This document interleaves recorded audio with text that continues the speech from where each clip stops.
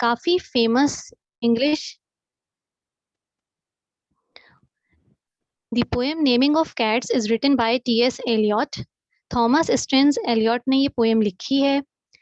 T.S.. Elliott जो है बेटा वो काफी फेमस इंग्लिश लिटरेचर के राइटर हैं। इसके अलावा इनकी काफी अच्छी पोइट्रीज भी हैं। ठीक है, okay, now let's start reading. The naming of cats is a difficult matter. क्या कहा जा रहा है कि जो बिल्लियों का नाम रखना है ये काफी मुश्किल काम है। ठीक है, the naming of cats is a difficult matter, कि बिल्लियों का जो नाम रखना है वो काफी मुश्किल काम है। अच्छा बेटा, ये मैं बताती चलूं कि जो पूरी पोएम है ये बेसिकली टी.एस. एलियट ने जो लिखी है एक ह्यूमरस वे में लिखी है।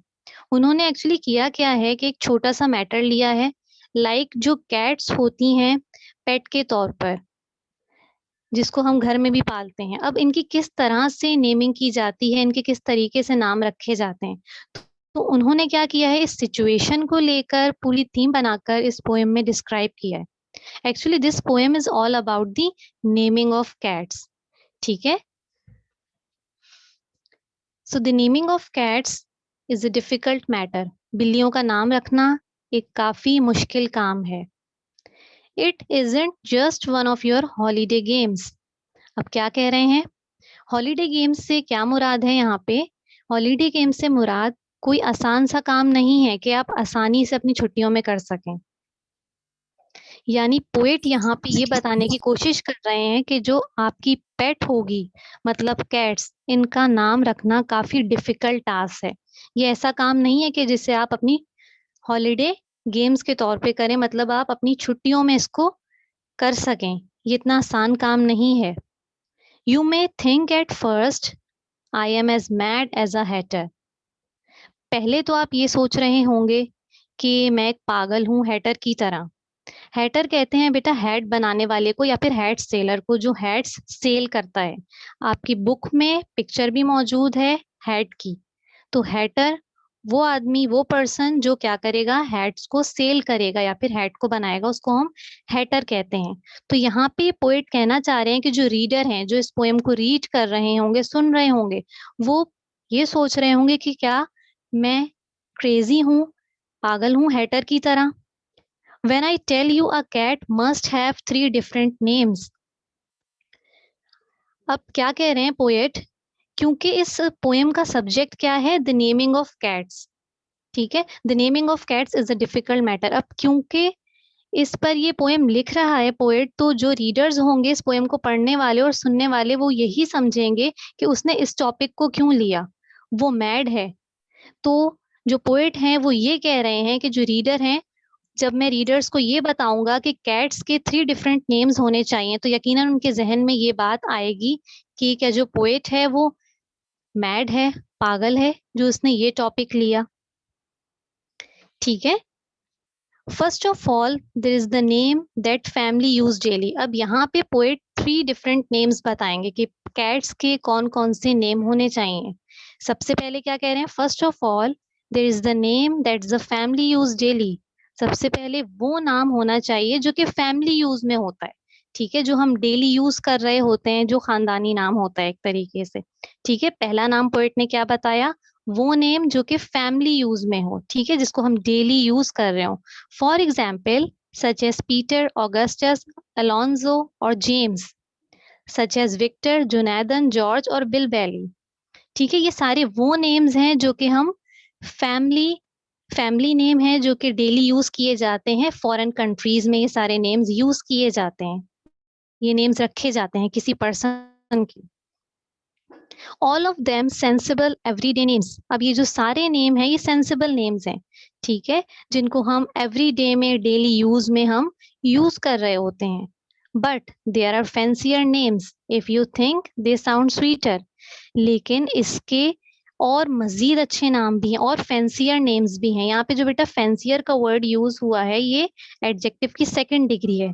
Fancy, fancier and fanciest. तो यहाँ पे फैंसियर जो है वो एडजेक्टिव की second degree, comparative degree use की गई है। ठीक है, अगर आप ये सोच रहे हैं कि इसके मजीद और अच्छे नाम हो सकते हैं, some for the gentleman, some for the dames. कुछ जो है जेंटलमैन मतलब आदमियों के लिए, and some for the dames, dames कहते हैं औरतों को, यंग वुमेन को। ठीक है, तो कुछ ऐसे नाम जो कि जेंटलमैन के लिए होते हैं और कुछ जो होते हैं डेम्स के लिए होते हैं, मतलब वुमेन के लिए। सच एज, अब वो नेम कौन कौन से हैं? Such as Plato, Admetus, Electra and Demeter. ठीक है, ये सारे भी कौन से हैं? इंग्लिश कल्चर में यूज होने वाले नेम्स हैं। ठीक है, तो कुछ ऐसे फैंसियर नेम्स भी हो सकते हैं जो हम कैट्स के रखते हैं। अब इसके बाद क्या कह रहे हैं poet? But all of them sensible everyday names, ये सारे भी सेंसिबल नेम्स हैं। ठीक है, एवरीडे जो हम डेली यूज कर रहे होते हैं, नेम जो आमतौर से हम नेम रख रहे होते हैं, ये वो सारे नेम्स हैं जो कि सेंसिबल नेम्स हैं। But I tell you a cat needs a name that's particular. लेकिन मैं आपको कह रहा हूँ, मैं आपको बता रहा हूँ कि कैट का एक ऐसा नेम होना चाहिए जो कि क्या हो? पर्टिकुलर हो, खास हो, मखसूस हो। ठीक है, अ name that's peculiar and more dignified, एक ऐसा नेम जो कि खास हो और मुअज्जज हो, इज्जत वाला हो। पेक्यूलियर के मीनिंग होते हैं बेटा खास के, ठीक है, और डिग्निफाइड के मीनिंग है मुअज्जज, इज्जत वाला। ठीक है, तो एक ऐसा नाम हो जो कि पेक्यूलियर, खास हो और मोर डिग्निफाइड मतलब ज्यादा इज्जत वाला हो। ठीक, else how can he keep up his tail perpendicular. इसके अलावा मैं आपको बता रहा हूँ कि किस तरीके से जो है बिल्ली जो है अपनी टेल परपेंडिकुलर रख सकती है। ठीक है, सी परपेंडिकुलर के क्या मीनिंग है? एकदम स्ट्रेट, जो 90 डिग्री का एंगल होता है, सीधा। ठीक है, और स्प्रेड आउट हिज विस्कर्स और चेरिश हिज प्राइड, और किस तरीके से अपनी जो मूछें हैं वो स्प्रेड कर सकती है, फैला सकती है। विस्कर्स के यहाँ पे मीनिंग है बेटा मूछों के। ठीक है, तो किस तरीके से बिल्ली अपनी जो है मूछें जो है वो स्प्रेड कर सकती है, और चेरिश हिज प्राइड। अब हर का कोई ना कोई प्राइड होता है, अब वो कैट है तो यकीनन उसको इस बात पे प्राइड होगा, और वो अपने इस प्राइड को किस तरीके से इंजॉय कर सकती है। ठीक है, तो इस बेस पे भी इसके नेम रखे जा सकते हैं। ठीक है, मतलब उसकी टेल पर और उसके प्राइड पर, इन बेसिस पे भी उसके नेम्स जो हैं कैट के रखे जा सकते हैं, जो इसके सेकंड नेम्स हो जाएंगे। फर्स्ट नेम वो नेम जो फैमिली यूज में हम यूज करते हैं, डेली यूज कर रहे होते हैं। सेकंड नेम कौन से हो गए? जो कि खास हो, मखसूस हो। Of names of this kind I can give you a quorum. अब क्या कह रहे हैं पोएट कि इस तरीके के जो नाम होंगे, जो सेकंड नेम की बात कर रहे हैं, उसका मैं आपको एक कॉरम प्रोवाइड कर सकता हूँ। कॉरम कहते हैं बेटा डेटा को, ठीक है, कलेक्शन को, वो डेटा जो कि रिसर्च पर्पस के लिए भी कलेक्ट किया जाता है। ठीक है, कॉरम मीन्स डेटा, सिंपली अगर हम समझें तो डेटा। तो अब पोएट क्या कह रहे हैं कि मैं ऐसे नेम्स के डेटा प्रोवाइड कर सकता हूँ जो कि क्या हो? खास हो। ओके बेटा, move towards the next page, that is page number 40। अब वो कौन कौन से नेम हो सकते हैं? ठीक है, वो कौन कौन से नेम हो सकते हैं जो खास हो? सच एज मंकू स्ट्रैप, कोएक्सो और कॉरिकोपैट, सच एज बॉम्बलरीना और एल्स जेलीलॉरम। ये सब वो नेम हो सकते हैं जो कि क्या है? खास हैं, पर्टिकुलर हैं। Names that never belong to more than one cat, और क्या कह रहे हैं कि ये वो नेम्स हैं जो किसी एक से ज्यादा कैट को नहीं दिए जाएंगे या नहीं दिए जा सकते। मतलब वो नाम सिर्फ एक कैट का ही हो और दूसरी कैट का वो नाम नहीं हो, मतलब हर कैट का नाम डिफरेंट हो। सेकंड नेम की बात की जा रही है। But above and beyond there is still one name left over. लेकिन इसके अलावा क्या है बेटा कि एक नाम ऐसा है जो अभी भी बाकी है। ठीक है, दो नेम्स तो उन्होंने बता दिए कि एक डेली फैमिली यूज में, डेली यूज करने वाला, सेकंड नेम जो खास हो, पर्टिकुलर हो। अब थर्ड नेम कौन सा है? Names that never belong to more than one cat but above and beyond there is still one name left over. अब वो कौन सा नेम जो है बचा हुआ है? And that is the name that you never will guess. और वो एक ऐसा नेम हो सकता है जिसको आप गैस नहीं कर सकते। ठीक है, जिसका आप अंदाजा नहीं लगा सकते। अब वो नेम कौन सा होगा? The name that no human research can discover.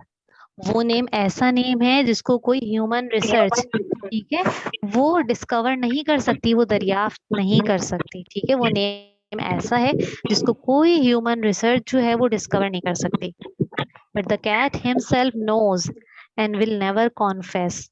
लेकिन जो कैट है वो क्या कर सकती है, उस सिर्फ उसको ये नाम पता है और वो किसी को इस बात का नहीं बताएगी। एंड विल नेवर कॉन्फेस के मीनिंग है एतराफ करना, इकरार करना, ठीक है, मानना। कॉन्फेस के मीनिंग है एतराफ करना, इकरार करना। लेकिन अब जो कैट है उसको वो नाम, तीसरा नेम जो है वो सिर्फ कैट को पता होगा और वो किसी को नहीं बताएगी। When you notice a cat in profound meditation, जब आप नोट करें कि कैट जो है एक प्रोफाउंड मेडिटेशन में है, प्रोफाउंड के मीनिंग है गहरी, और मेडिटेशन कहते हैं हम थिंकिंग को, सोच को। जब आप नोटिस करेंगे कि कैट जो है एक प्रोफाउंड मेडिटेशन में है, एक गहरी थिंकिंग में है, एक सोच में है, the reason I tell you is always the same, तो जो रीजन होगा वो क्या होगा, वो सेम होगा हमेशा। जो है उसकी थिंकिंग का, वो जो प्रोफाउंड मेडिटेशन में है, उसका रीजन जो है वो सेम है। The reason I tell you is always the same. His mind is engage in a rapt contemplation.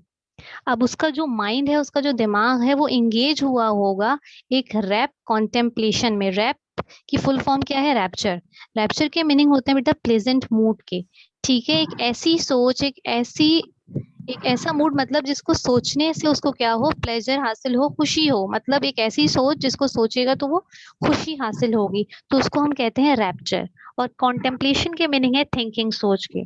तो उसका माइंड एक ऐसी सोच में एंगेज हुआ हुआ होगा जिससे उसको बहुत प्लेजर मिल रहा होगा, खुशी मिल रही होगी। Of the thought, of the thought, of the thought of his name. और वो सोच क्या होगी, 3 बार यहाँ पे पोएट ने लिखा है of the thought, of the thought, of the thought of his name. और वो सोच क्या होगी, वो सोच होगी उसके नेम की। मतलब वो जो कैट है वो अपने ही नेम को जो है वो सोच रही होगी, ठीक है। तो वो सोच क्या होगी, उसके अपने ही नाम की होगी, और वो नाम किसी को पता भी नहीं होगा। वो कैट जो है वो खुद ही अपने माइंड में अपना नेम सोच रही होगी। His ineffable, effable, effanineffable, effable. Ineffable की क्या मीनिंग है बेटा, जिसको इजली ना कहा जा सके, ठीक है। जिसको इजली ना कहा जा सके उसको कहते हैं इनएफेबल। और एफेबल के मीनिंग है इजली टोल्ड, जिसको आप आसानी से कह सकें, समझ सकें, ठीक है। वो नाम होगा कैसा, वो नाम ऐसा होगा जिसको इजली ना भी कहा जा सके और कहा भी जा सके। और इफिनाइन एफेबल जो है बेटा, यहाँ 2 वर्ड को मिला के बनाया गया है, ठीक है, जिसके मीनिंग कुछ इस तरीके से हो जाएंगे, स्कैर, टोल्ड और अनटोल्ड, ठीक है। मतलब वो एक ऐसा अजीब सा नाम होगा, ड्रॉना नाम होगा, जिसको कहा भी जा सके और ना भी कहा जा सके। Deep and inscrutable singular name, ठीक है। वो क्या होगा, डीप होगा, वो नेम बहुत गहरा होगा, ठीक है। Inscrutable singular name. इनस्क्रूटेबल के मीनिंग है, ये वर्ड जो है इनस्क्रूटेबल, ये स्क्रूटनी से निकला है।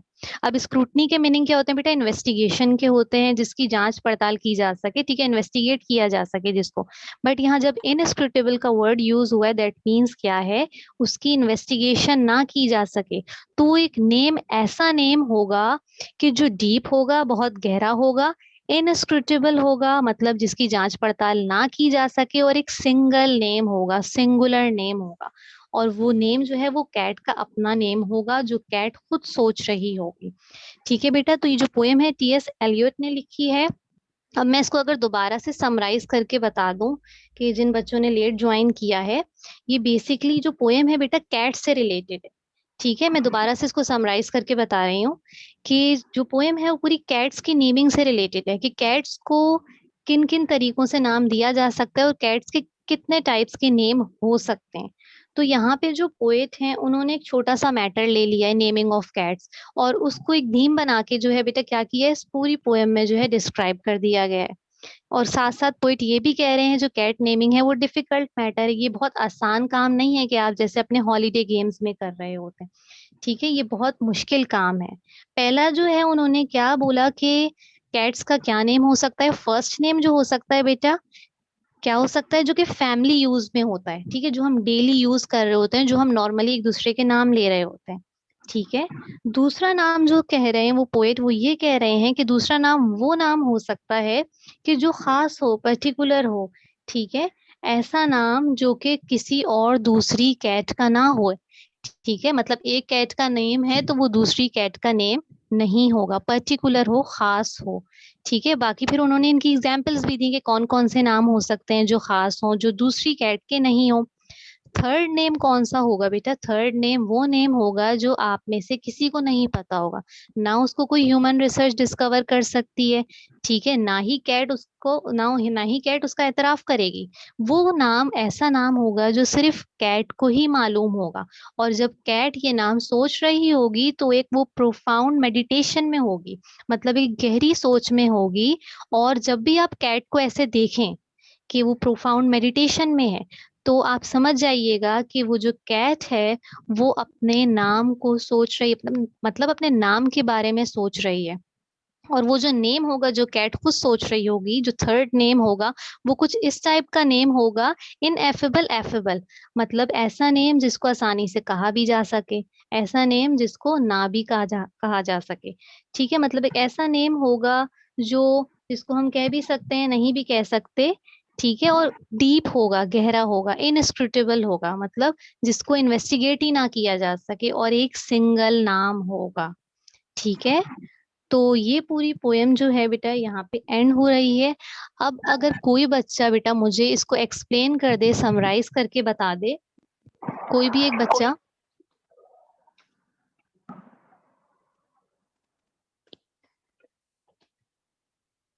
जी बेटा।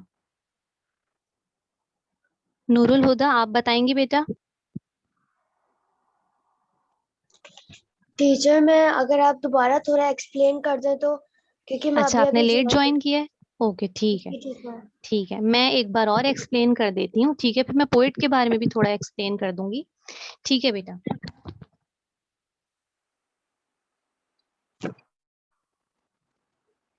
अच्छा बेटा, ये जो है हमारी जो पोएम है बेटा, पेज नंबर 39 पे है, द नेमिंग ऑफ कैट्स। ठीक है, इसमें जो है बेटा पोएट ने एक छोटा सा टॉपिक लिया है, द नेमिंग ऑफ कैट्स। ठीक है, सुन के थोड़ा अजीब लग रहा होगा कि टॉपिक क्या है, द नेमिंग ऑफ कैट्स। इसी वजह से पोएट जो है यहाँ पे कह रहे हैं कि जब ये जो रीड कर रहे होंगे, जो रीडर्स होंगे, उनको फर्स्ट टाइम तो ऐसा लगेगा कि क्या मैं जो है मैड हूँ। क्यों? क्योंकि मैंने एक ऐसा टॉपिक लिया है, द नेमिंग ऑफ कैट्स, उस टॉपिक को जो है पूरी पोएम में मैंने डिस्क्राइब कर दिया। यहाँ पे जो है पोएट ने सिंपली क्या किया है, ये कह रहे हैं पोएट कि मैंने 3 डिफरेंट नेम्स जो हैं, मतलब बिल्लियों के 3 डिफरेंट नेम्स होने चाहिए। फर्स्ट ऑफ ऑल, पहला नेम कौन सा होना चाहिए? There is the name that the family use daily, एक ऐसा नाम जो कि फैमिली यूज में हो, जो डेली हम यूज कर रहे हो, जिसको हम खानदानी नाम कहते हैं। For example, Peter, Augustus, Alonzo और जेम्स। ठीक है, such as Victor, Jonathan, George और बिल बैली। ठीक है, ये सारे वो नेम्स हैं जो कि फैमिली यूज में होते हैं, हम डेली यूज कर रहे होते हैं, फॉरेन कंट्रीज में ये नेम रखे जाते हैं। ये सारे सेंसिबल नेम्स हैं, एवरीडे में यूज होने वाले सेंसिबल नेम्स हैं। लेकिन फिर क्या कहते हैं पोइट के, इसके अलावा कुछ फैंसियर नेम्स भी हैं, इसके अलावा कुछ और अच्छे नेम भी हैं जो और आपको अच्छे लगेंगे। Some for the gentleman and some for the dames, कुछ जो हैं आदमियों के लिए हैं और कुछ जो हैं औरतों के लिए। डेम्स कहते हैं हम औरतों को। वो नेम्स कौन से हैं? Such as Plato, Admetus, Electra and Demeter. ठीक है, सारे वो नेम्स हैं जो क्या है, मोर फैंसियर हैं, ठीक है, ज्यादा अच्छे हैं। But all of them sensible everyday names, ये सारे भी जो हैं सेंसिबल नेम्स हैं। But I tell you, a cat needs a name that's particular, लेकिन मैं आपको कह रहा हूँ कि इसके अलावा एक और नेम है जो कि क्या होगा, पर्टिकुलर होगा, खास होगा। अ name that's peculiar and more dignified, ऐसा नाम जो कि खास होगा और इज्जत वाला होगा। Else how can he keep up his tail perpendicular, इसके अलावा बिल्ली जो है वो किस तरीके से जो अपनी टेल जो है, दुम है, वो परपेंडिकुलर, मतलब वर्टिकल, सीधी स्ट्रेट करके रखती है। और स्प्रेड आउट हिज विस्कर्स, और अपनी जो मूछें हैं वो किस तरीके से स्प्रेड करती है। और चेरिश हिज प्राइड, और बिल्ली को जो है एक प्राइड होता है कि वो क्या है, कैट है जैसे सबको होता है, तो किस तरीके से अपनी स्प्राइट को एंजॉय करती है। Of names of this kind I can give you a quorum, तो इन बेसिस पे भी, मतलब बिल्ली की टेल के ऊपर, मूछों के ऊपर, उसके प्राइड के ऊपर भी नेम्स रखे जा सकते हैं, of names of this kind. और इस किस्म के जो नेम है, आई can give you a quorum, मैं आपको एक कॉरम प्रोवाइड कर सकता हूँ, एक डेटा प्रोवाइड कर सकता हूँ इन नेम्स का। Such as Munkustrap, Quaxo, Coricopat, such as Bombalurina और एल्स जेली लॉरम। ठीक है, वो नेम्स कौन कौन से हो सकते हैं जो खास हो? Manku strap, quaxo, corycopets such as Bomblerina or else Gelidorum. ये सारे वो names हैं जो कि पर्टिकुलर नेम है. Names that never belong to more than one cat, और ये नेम्स जो है एक से ज्यादा कैट को नहीं दिए जा सकते. मतलब इन कैट्स के हर कैट का एक पर्टिकुलर नेम है. ठीक है, ये सेकंड नेम की बात की जा रही है. But above and beyond there is still one name left over. लेकिन इन सब चीजों के अलावा अभी भी एक नाम बाकी रह गया है, and that is the name that you never will guess. और ये वो नेम है जिसको आप गेस नहीं कर सकते, जिसका आप अंदाजा नहीं लगा सकते. The name that no human research can discover. यहाँ तक कहा गया है कि कोई ह्यूमन रिसर्च भी इसको डिस्कवर नहीं कर सकती, दरियाफ्त नहीं कर सकती. But the cat himself knows and will never confess. लेकिन जो कैट है उसको इस बात का पता है, उसको इस नेम का पता है, और वो कभी नहीं बताएगी. When you notice a cat in profound meditation, जब आप नोट करें कि कोई कैट है और वो profound meditation में है, मतलब एक गहरी सोच में है, the reason I tell you is always the same. जो रीजन है उसकी गहरी सोच का, profound meditation का, वो हमेशा जो है क्या होगा बेटा, सेम होगा. His mind is engaged in a rapt contemplation. Rapt जो है बेटा, रैप्चर की शॉर्ट फॉर्म यहाँ दी गई है, जिसकी मीनिंग है रैप्चर के प्लीजेंट मोड. मतलब एक ऐसी सोच जिसको सोचने से जो है उस कैट को क्या होगी बेटा, बेहद खुशी होगी. उस सोच में जो है वो इंगेज हुई हुई है. Of the thought, of the thought, of the thought of his name. और वो सोच कौन सी है? यहाँ writer 3 bar of the thought का वर्ड यूज करे, मतलब राइटर यहाँ पे फोकस कराना चाह रहे हैं. ठीक है, किस बात पे? Of the thought. वो सोच होगी क्या? वो सोच बेसिकली होगी बेटा उसके अपने नाम की. और अब वो नाम होगा कैसा जो बिल्ली सोच रही होगी? His ineffable, his ineffable, affable, if in ineffable. वो जो नाम होगा वो इनएफेबल होगा, मतलब ऐसा नाम जिसको आसानी से ना कहा जा सके, जो इजिली अटरेबल ना हो. एफेबल मतलब ऐसा नाम जिसको कहा भी जा सके. इफ इन एन एफेबल, ये दो वर्ड्स को मिला के बनाया गया है, जिसके मीनिंग्स कुछ इस तरीके से हैं कि वो नाम जो होगा वो थोड़ा स्कैरी होगा, ठीक है, अजीब सा होगा, डरावना होगा. टोल्ड और अनटोल्ड मतलब इसको कहा भी जा सके और ना भी कहा जा सके, वो नाम कुछ इस टाइप का होगा. Deep and inscrutable singular name, एक ऐसा नेम होगा जो कि बहुत गहरा हो. इनस्क्रूटेबल हो, ऐसा नेम जिसकी इन्वेस्टिगेशन ही ना की जा सके.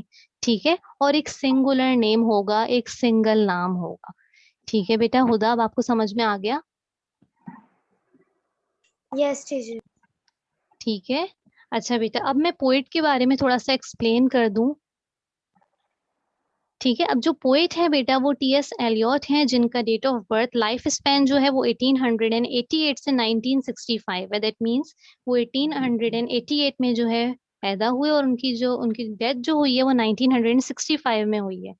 वो कहाँ पैदा हुए? वो यूएसए में पैदा हुए थे. उनका ताल्लुक जो था वो यूएसए था, अमेरिका से था. एक अमेरिकन पोएट थे. वो पोएट होने के साथ साथ बेटा एक प्ले राइटर भी थे. प्ले राइटर मतलब राइटर वो हो गया जो सिंपली कुछ लिखता है. प्ले राइटर मतलब वो पर्सन जो कि ड्रामाज लिख रहा होता है. इसके अलावा वो एक लिटरेरी क्रिटिक भी थे. इसके क्या मीनिंग है? मतलब लिटरेरी क्रिटिक वो आदमी होता है जो क्या करता है बेटा, दूसरों की राइट्स को पढ़ता है, और फिर क्या करता है, उनकी जो तहरीर होती है उसमें जो है क्रिटिसाइज करता है, तनकीद करता है, और फिर उसमें मिस्टेक्स निकालने के बाद उसको सजेस्ट करता है कि आप इसको अगर इस तरीके से कर लेंगे तो that would be more better. ठीक है, तो साथ में वो प्ले राइटर भी थे, पोएट भी थे, और लिटरेरी क्रिटिक भी थे. अच्छा, इनकी जो राइटिंग हुआ करती थी वो काफी कॉम्प्लेक्स होती थी. अभी आपको पोएम जो है पढ़ने के बाद बेटा इस बात का अंदाजा भी हो गया होगा कि काफी कॉम्प्लेक्स है. ठीक है, लॉन्ग पोएम है, और इनमें जो है काफी हिस्टोरिकल जो है रेफरेंसेस भी मौजूद हैं, वाकयात मौजूद हैं. इसके अलावा जो है बेटा, इन्होंने जो है कैट्स के ऊपर जो इसके अलावा भी मजीद जो है बहुत ह्यूमरस पोएम्स लिखी, मतलब मजाहिया पोएम लिखी हैं. और इनका एक कलेक्शन भी मौजूद है जिसका नाम है Old Possum's Book of Practical Cats. ये इनका एक कलेक्शन है जिसमें जो है बहुत सारी जो है पोएम्स मौजूद हैं कैट्स से रिलेटेड, जो कि ह्यूमरस पोएम्स हैं, मतलब मजाहिया पोएम है. अब इसके अलावा जो है बेटा एंड्रयू लॉयड वेबर, इन्होंने क्या किया था, इनकी जो पोएम्स हैं उनकी पोएम्स को जो है म्यूजिक में, म्यूजिक के तौर पे फिर इन्होंने जो है लिखा, म्यूजिक के तौर पे गाया, ताकि एक म्यूजिकल कैट का कॉन्सेप्ट जो है दिया जा सके. ठीक है, और फिर ये जो जो पोएम्स इन्होंने जो है एज अ म्यूजिक के तौर पे उसको गाया, लिखा, वो जो है फिर बाद में बहुत हिट हुई थी लंदन में, और न्यूयॉर्क में। ठीक है, थोड़ा सा जो ये इंट्रोडक्शन है पोएट के बारे में जो आपकी बुक में है। ठीक है, और ये जो पोएम थी द नेमिंग ऑफ कैट्स, ठीक है, इसकी एक्सप्लेनेशन यहाँ पे डन हो गई है। अच्छा बेटा, मैं यहाँ पे आपसे कुछ सवालात करना चाह रही हूँ। ठीक है, ठीक है बेटा, जिसको आंसर आए वो उसका जवाब दे देगा। बहुत ओके सिंपल से टीचर। क्वेश्चंस हैं। फर्स्ट वन क्या है, how many different names must cats have, कि बिल्लियों के कितने नाम होने चाहिए? मिस 3 होने चाहिए, 3। 3 होने चाहिए, वेरी गुड। अगर मैं आपको ये एज अ होमवर्क भी दूंगी तो आपको मसला नहीं होगा, बिकॉज मैं अभी आप लोगों से ये क्वेश्चंस पूछ रही हूँ। ठीक है बेटा, ये पहला जवाब तो सही बताया बिल्कुल। Second question is what does Eliot mean on line 3 when he states I am as mad as a Hatter.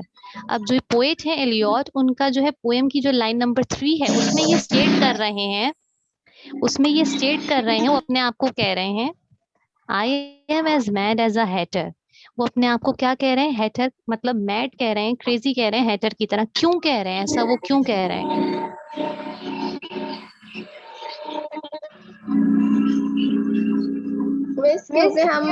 क्योंकि हम पढ़ेंगे तो हमें थोड़ा अजीब लगेगा, तो हम सोचेंगे अजीब भी लगेगा, हाँ। कि ये सही, कैसी कहानी है।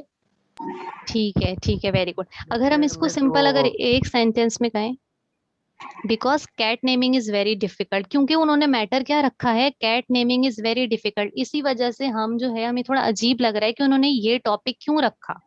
ठीक है। अच्छा, थर्ड क्या है बेटा? थर्ड क्वेश्चन अगर मैं आप लोगों से पूछूं, why do cats stay engaged in profound meditation. ठीक है, जो कैट्स हैं वो क्यों इतनी गहरी सोच में जो है एंगेज हुई होती हैं, क्यों, ऐसा क्या सोच रही होती हैं वो? मिस वो अपना नेम सोच रहे होते हैं। नेम सोच रही होती है। Yes, to think about his name. ठीक है, वो क्या सोच रही होती हैं? अपना ही नाम जो है वो सोच रही होती हैं। ठीक है बेटा, ठीक है। और वर्ड्स मीनिंग तो आपकी बुक में भी मौजूद है, ठीक है, उसका आपको इतना ज्यादा मसला नहीं होगा। क्वेश्चन आंसर्स मिस मैंने आप लोगों से पूछ लिए। मिस जी ब्लैक पूछिए बेटा। ब्यूटी के मिस ब्लैक ब्यूटी के ट्रू फॉल्स है, फ्लेंडर प्लेन्स नहीं है। नहीं बेटा, जितना काम कराया है बस वही है, जिसका जो काम होगा आपका अप टू डेट होता जाएगा। ठीक है बेटा, अब इसके बाद ये न्यू पोएम थी द नेमिंग ऑफ कैट्स, जो एक सेक्शन ने पढ़ ली थी। ठीक है, एक सेक्शन में ये रहती थी, इस वजह से मैंने आज दोबारा रिपीट कराई है। ठीक है, सेक्शन ए में जो है ये पोएम रहती थी। ठीक है बेटा, तो आप लोगों को अगर इस पोएम में कोई कंफ्यूजन है तो आप पूछ सकते हैं। मिस इसका काम हम खुद करेंगे या आप सेंड कर देंगी या फिर जब बता आपको देंगे हम? वर्कशीट दी जाएंगी ना बेटा, तो वो काम आप फिर साथ साथ सॉल्व करते जाएंगे। अभी आप सिर्फ लेक्चर पे फोकस करें, ठीक है। जब वर्कशीट्स दी जाएंगी तो फिर आप उसमें आपका काम होगा। ठीक है, ओके टीचर। ठीक है बेटा, और कोई क्वेश्चन?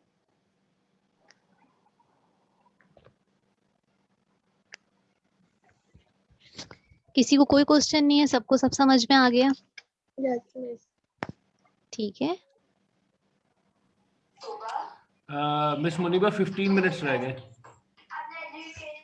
जी सर, 15 मिनट्स है।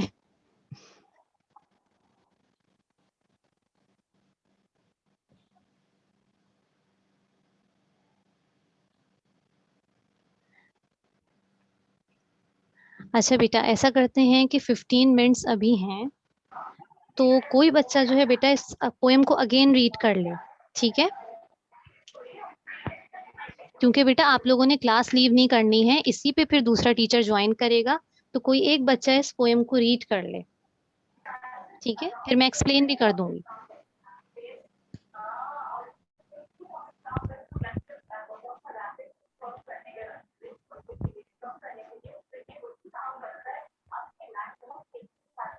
धानी, आप करेंगी बेटा रीड? टीचर मैं कर लेती हूँ। चलिए आप कर लीजिए, page number 39। The name of cats is a difficult matter. It is not just one of your holiday games. You may think at first I am as mad as a hatter. When I tell you a cat must have 3 different names. First of all, there's the name that the family uses daily, such as Peter, Augustus, Alonso, or James, such as Victor or Jonathan, George or जुनैदन, Bill, yes. all of them sensible everyday names. There are fancier names if you think they sound sweeter. Some of the gentlemen, some for the games, such as Plato, Admetus, Electra, Demeter, but all of them sensible everyday names. But I tell you, a cat need a name that's particular, a name that's particular and more defined. Else, how can he keep up his tail perpendicular,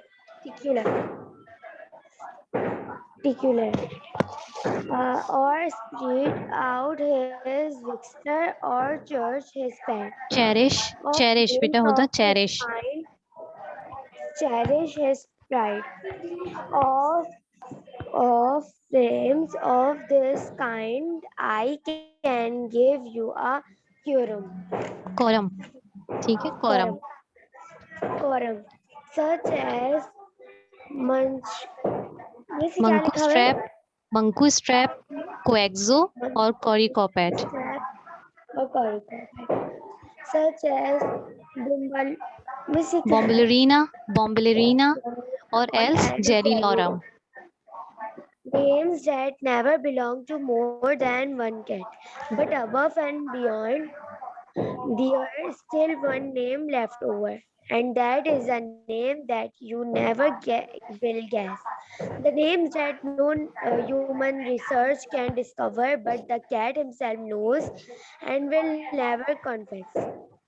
When you notice a cat is profound meditation, the reason I tell you is always the same. His mind is engaged in a rapt contemplation of the thought of the thought of the thought of the name.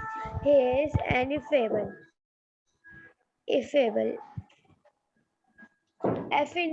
affinable, deep, and incredible singular name. About the poet Thomas okay Chase okay हुदा, okay Eliot. Stop, ठीक है. अच्छा बेटा, I will ask you the meaning of some difficult words. Okay, what is the meaning of meditation? Meditation. Miss गहरी सोच में होना. Very good, ठीक है. गहरी सोच अगर हम प्रोफाउंड मेडिटेशन कहेंगे तो फिर गहरी सोच. वैसे मेडिटेशन के जो मीनिंग है वो थिंकिंग, ठीक है, सोचना. Very good. Okay, ineffable, ineffable. मैं जो बोल नहीं सकते. जी, नॉट इजली अटरेबल, जिसको आसानी से ना कहा जा सके. And what is the meaning of affable? मैं जिसको आसानी से बोल सकते. Yeah, these both are opposite words. And inscrutable, inscrutable.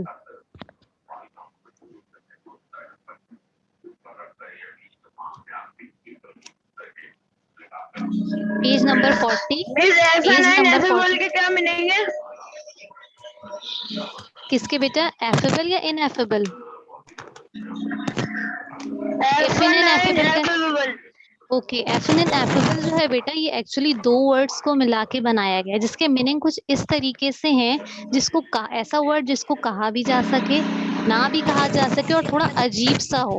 ठीक है बेटा, तो इसके जो मीनिंग है वो कुछ इस टाइप के हैं, क्योंकि दो वर्ड्स को मिला के बनाया गया है. तो ऐसा वर्ड जिसको कहा भी जा सके, ना भी कहा जा सके, और थोड़ा अजीब सा हो. ठीक है, इसके मीनिंग है एफिन एंड एफेबल के. ठीक है, ओके. इनस्क्रूटेबल के क्या मीनिंग है? इनस्क्रूटेबल,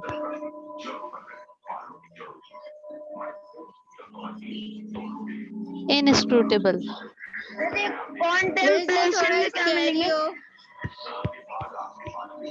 जी बेटा,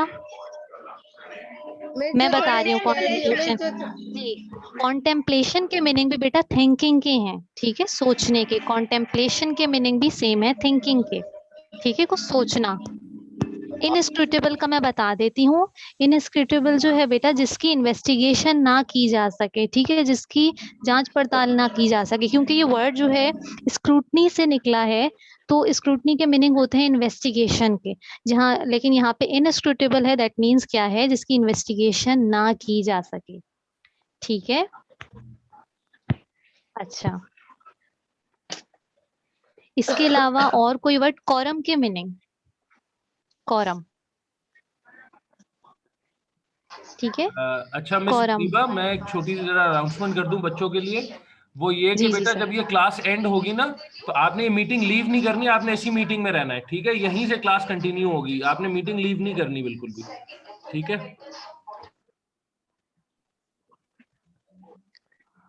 ओके बेटा, what is the meaning of quorum?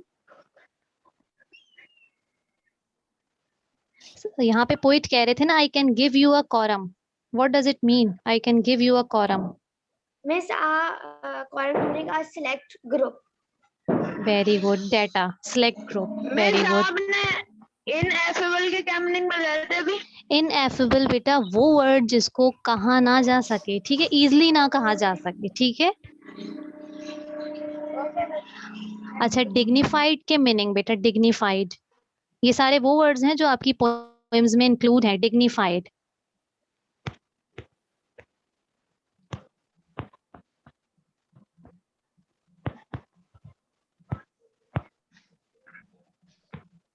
Dignified के मीनिंग बेटा, Worthy or of respect. ठीक है बेटा, worthy of respect, very good, ठीक है। अच्छा, कोई बच्चा मुझे साथ साथ ये भी बता दे कि 3 नेम्स तो हैं, पर वो 3 नेम्स हैं कौन से कैट्स के? First one is, miss family वाला नेम जो डेली जी जो यूज होता है। फैमिली, जी very good. Second name is, miss जो किसी और का मिस रखा जो ना जाए। फैंसियर नेम होता है। जी that is particular and never belongs to more than one cat, ठीक है, जो खास हो और एक से ज्यादा कैट्स का ना हो। Third and the last name is, miss जो कैट खुद मिस रखती जो है अपना कैट का नेम। अपना हो। Very good. और कैट जो है खुद ही वो नेम, अपना नेम जो सोचे, वो थर्ड नेम था, और वो ऐसा नेम है जिसको, जो किसी को मालूम भी नहीं होगा, क्योंकि जाहिर है जब वो कैट खुद सोच रही है तो आपको यकीनन नहीं पता होगा कि वो अपना नेम क्या सोच रही है। तो बेसिकली ये 3 नेम्स थे जो कि नेमिंग ऑफ कैट्स में एक्सप्लेन किए गए। ठीक है, पोएम आप लोगों को कंप्लीटली समझ में आ गई? ठीक है, सारी मीनिंग्स आप लोगों को समझ में आ गई?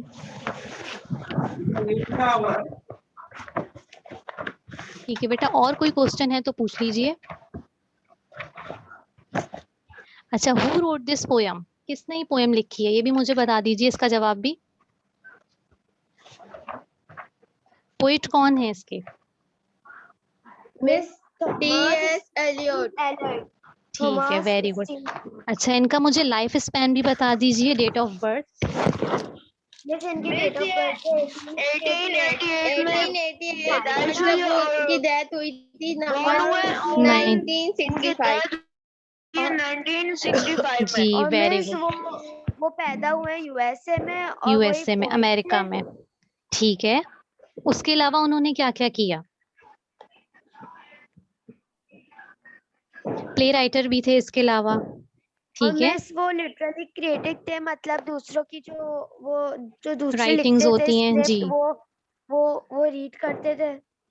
जी, और उसमें मिस्टेक्स निकालते थे और फिर उनको मिस्टेक सजेशंस भी देते थे कि आप अगर इसको ऐसे कर लें तो ये मोर बेटर हो जाएगा, ठीक है। इसके अलावा उनकी कलेक्शन थी कैट्स के ऊपर, उनकी एक बुक थी, कलेक्शन। जी सर। मिस मैं ये कह रहा था, अगर आप रैप अप कर दें तो ये बच्चे एक गिलास पानी पी लेंगे और जरा ठीक है, दूसरी ठीक है क्लास के सर, लिए भी रेडी हो जाएंगे। बेटा इस क्लास से आपने ठीक है, डिस्कनेक्ट नहीं होना, इसी क्लास में रहना है, ठीक है? डिस्कनेक्ट मत कीजिएगा। ठीक है बेटा, चलें, ठीक है सर। तो बेटा आज ये पोएम यहीं पे एंड हो गई, इंशाल्लाह see you in the next class. ठीक है, अल्लाह हाफिज।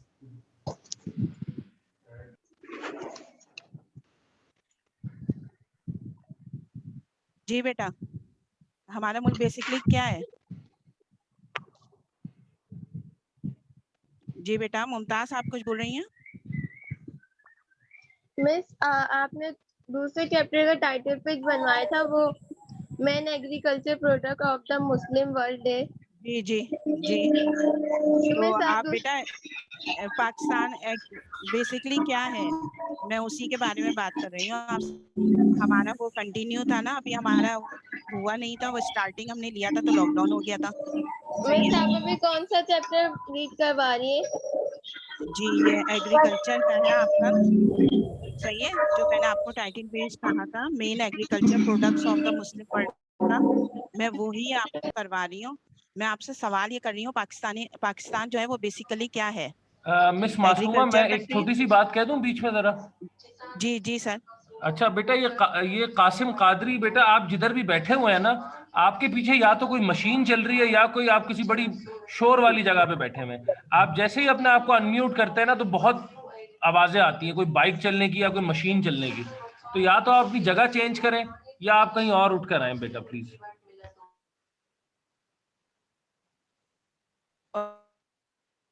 ओके ना। बेटा मैंने आपसे सवाल किया है, पाकिस्तान बेसिकली कौन सी कंट्री है? एग्रीकल्चर कंट्री है या इंडस्ट्रियल है? एग्रीकल्चर है। Very good. हम पाकिस्तान के बारे में क्या कहते हैं? Pakistan is basically an agriculture country, but the average annual rainfall of Pakistan is very low. The economy of our country depends on irrigation, canals and tubewell. ठीक है। अच्छा, जब हम एग्रीकल्चर के बारे में पढ़ रहे होते हैं तो हमारे जहन में फॉरेन क्रॉप्स के बारे में आता है कि आप मुझे बताएंगे how many types of crops are there? आपने क्लास 6 में थोड़ा सा स्टडी किया था ये। 3. How many types of crops are there? Anyone? Yes बेटा। अली सज्जाद, धानी। Miss 1 minute. Miss 2. 2 very good. कौन कौन सी हैं? Miss रबी और kharif. Very good, rabi and kharif. अच्छा, रबी के बारे में हम क्या कहेंगे कि at the end of monsoon and beginning winter season, September and October, यानी सितंबर एंड अक्टूबर के महीने में इसका कहा जाता है। ज्यादातर रिकॉर्डिंग जो की जाती है, while they are known as winter और स्प्रिंग। इसके अलावा विंटर और स्प्रिंग में इसको जाना जाता है, यानी कि इन मंथ में हार्वेस्टिंग की जाती है, यानी विंटर सीजन में। और जो बिगनिंग हमारा होता है, जी बोलिए। बोले बेटा। मिस कहीं से जाए ना, बहुत तेज शोर आ रहा है।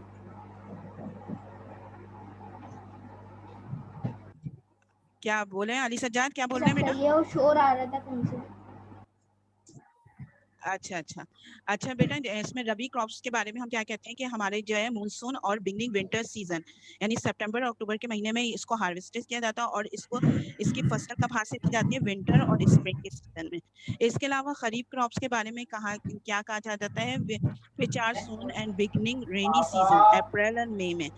दे are known as monsoon crops. ठीक है, ये मानसून क्रॉप्स कहलाती हैं। अच्छा, आप देखें कि ज्यादातर हम इसको, जब हम इसकी 2 टाइप्स पढ़ होते हैं तो इसकी मजीद 2 काइंड्स भी हैं। काइंड्स के बारे में कौन बताएगा? How many kinds are there? How many kinds of there? मेरे ख्याल में आपको क्लास 6 में मैं थोड़ा बता चुकी हूँ इसके बारे में। जी जी बेटा बोलिए, how many kinds of there? एक तो टाइप्स थी आपकी रबी एंड खरीफ, काइंड्स इसकी कितनी है? How many kinds?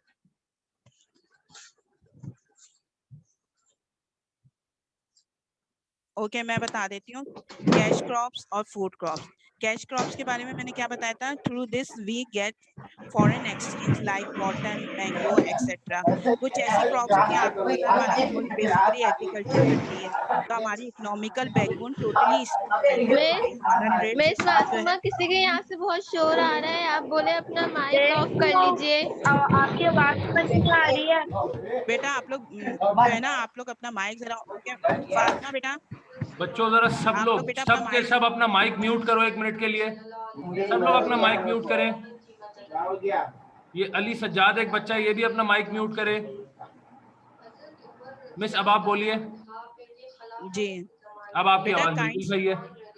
Ji kinds of crops में मैं आपको बता रही थी कि हमारे पास कैश क्रॉप है और फूड क्रॉप्स है। टीचर अभी भी नहीं आ रही आवाज, बहुत कम आ रही है। अच्छा, आप अपना जो है ना हैंड फ्री आप तौर पे यूज मेरा करें। बेटा मुझे बिल्कुल सही आवाज आ रही है, या तो आप अपना हैंड्स फ्री सही करो या आप अपना वॉल्यूम बढ़ाओ। सही आ रही है आवाज, मुझे बिल्कुल सही आ रही है मिस आवाज। आपकी आवाज अब ठीक आ रही है, पहले शोर आ रही थी। Okay okay. अच्छा बेटा आप लोग खुद अपना हैंड फ्री सही रखें और जो लेकिन बैक साइड मैंने पे hand आपके free शोर लगाई। आ रहा है आप लोग खुद ख्याल रखें, सेपरेट जगह पे बैठे हैं आप लोग बिल्कुल सेंटर में बैठे हुए होंगे, सब बोल रहे हैं तो उसकी आवाज आ रही है। अच्छा इसमें देखें there are 2 kinds of crops के बारे में बता रही थी। क्रॉप हमारा मुल्क बेसिकली क्योंकि एग्रीकल्चर कंट्री है, हमारी इकोनॉमिकल बैकबोन जो है वो एग्रीकल्चर पे डिपेंड कर रही होती है, तो हमारा ट्रेड में मेजॉरिटी हमारे जो है सिस्टम इसी पर डिपेंड कर रहा होता है। तो इसमें ज्यादातर कैश क्रॉप से हम क्या हासिल करते हैं, फॉरेन एक्सचेंज हासिल करते हैं। जैसे कि हमारा कॉटन बहुत ज्यादा पॉपुलर है पूरे वर्ल्ड में, इसके अलावा हमारे मैंगो है, बहुत सारी चीजें हमारी इसमें आती हैं। जो चीजें हम लोग ट्रेड सिस्टम में यूज करते हैं एग्रीकल्चर की, वो हमारी क्या कहलाती हैं, कैश क्रॉप। और एक दूसरे काइंड इसकी क्या है, फूड क्रॉप, जो सिर्फ फूड का हिस्सा होती है। Like this kinds of crops are the source of food, food का हिस्सा होती हैं। अब जैसे कुछ ऐसी क्रॉप्स हैं जो फूड का भी हिस्सा है और कैश का भी, लाइक मैंगो, ठीक है। तो या राइस है हमारा, वो फूड का भी हिस्सा है, हमारी कैश क्रॉप भी है और फूड क्रॉप भी है। लेकिन कुछ ऐसी हैं जो सिर्फ कैश क्रॉप है, लाइक जैसे कि कॉटन, वो हमारी फूड क्रॉप का तो हिस्सा नहीं है ना, तो हमारी वो सिर्फ कैश क्रॉप कहलाती है। अच्छा यहाँ पर हमारा जो हो गया, ये तो हो गया रबी एंड खरीफ क्रॉप्स, ठीक है। अब हम इसको हम कंटिन्यू करेंगे, मैं आप लोगों को अभी स्लाइड शो करती हूँ। इसमें देखिए हमारे main agriculture products of the Muslim world में, आपको पता है कि क्योंकि टोटली हमारा मुल्क एग्रीकल्चर पे डिपेंड करता है, तो इसमें हमारे पास कौन कौन सी चीजें आ रही हैं, वूल है, कॉटन है, शुगर है, इसके अलावा हमारे पास रबड़ है, टी है, कॉफी है, व्हीट है, राइस है, ठीक है। ये तमाम चीजें हमारे पास आ रही हैं, ये हमारी एग्रीकल्चर का हिस्सा कहलाती हैं, ठीक है। ये मैंने आप लोगों को अलग अलग खरीफ क्रॉप्स और रबी क्रॉप्स के बारे में बताया है, types of crops, kinds of crops के बारे में बताया है। अब मैं इसका 1 बाय 1 आप लोगों को बताती हूँ। मैं आप लोगों को स्लाइड शो कर रही हूँ, स्लाइड्स पे आप लोग देखिएगा।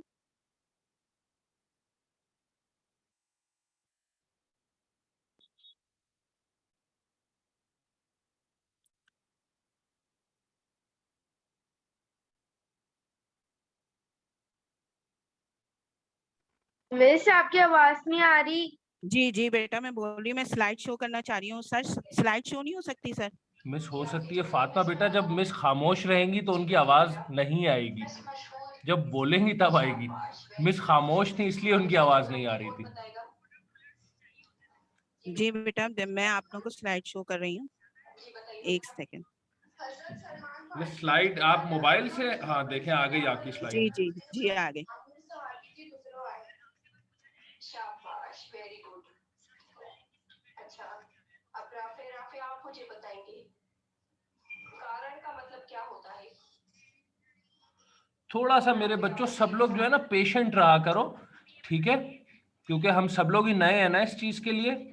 तो जरूरी नहीं है कि अगर मिस बहुत मिस को सारी चीजें आती हैं तो मैं ये समझता हूँ कि जरूरी नहीं है कि आपको भी आती हो, या अगर आपको आती हो तो ऐसा नहीं है कि मिस को भी आती हो। तो we need to be patient with everyone, ठीक है, थोड़ा सा तहम्मुल के साथ।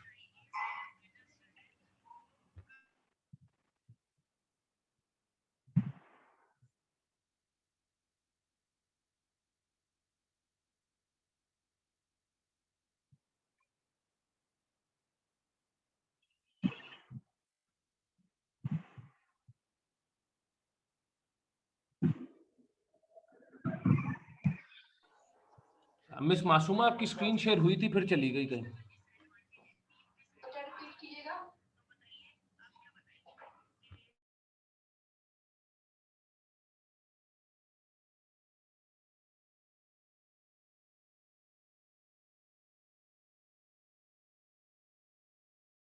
आप देखें मैंने वूल के बारे में आप लोगों को बता रही थी। तो सबसे पहले आप ये बताएं कि ये कौन से सीजन में इस्तेमाल करते हैं, कौन बताएगा मुझे ये कौन से सीजन में इस्तेमाल करते हैं? मिस सर हाँ हाँ बोलिए, विंटर शाबाश। में यूज करते हैं। विंटर में इस्तेमाल करते हैं। अच्छा इसके बारे में आपको क्या बता रही थी मैं, सबसे पहले देखें कि हम लोग किस में, ये wool is still the best textile for ordinary clothing. It contains many small pockets of air which keep the body warm. ठीक है, ये हमारे जिस्म को गर्म रखने के लिए होता है। Some of the highest quality wool comes from the ship in Kazakhstan. Kazakhstan, इसके में आपको जो मेन बात याद रखनी है, ये कौन सी जगह से ये सबसे बेस्ट क्वालिटी इसकी हासिल होती है। इसके अलावा ये किस चीज के लिए इस्तेमाल होता है, जैसे आपके पेपर में क्वेश्चन आ सकता है कि वूल के बारे में शॉर्ट नोट लिखें या वूल के बारे में आप कुछ भी पॉइंट्स लिखें, तो आप किस तरह लिखेंगे, तो ये पॉइंट्स आपको जहन में रखने होंगे। ठीक है। अब the wool from sheep and goats in Pakistan and Turkey is perfect for carpets making because it is much harder and rough. The Muslim world supplies about 10% of the world's wool. These countries are Iran, Afghanistan, Pakistan, Turkey, and Central Asian states. ये तमाम countries यहाँ पर शामिल हैं। तकरीबन पूरी मुस्लिम world से ये 10% हमें हासिल होता है। ठीक है, ये विंटर सीजन में इस्तेमाल होता है।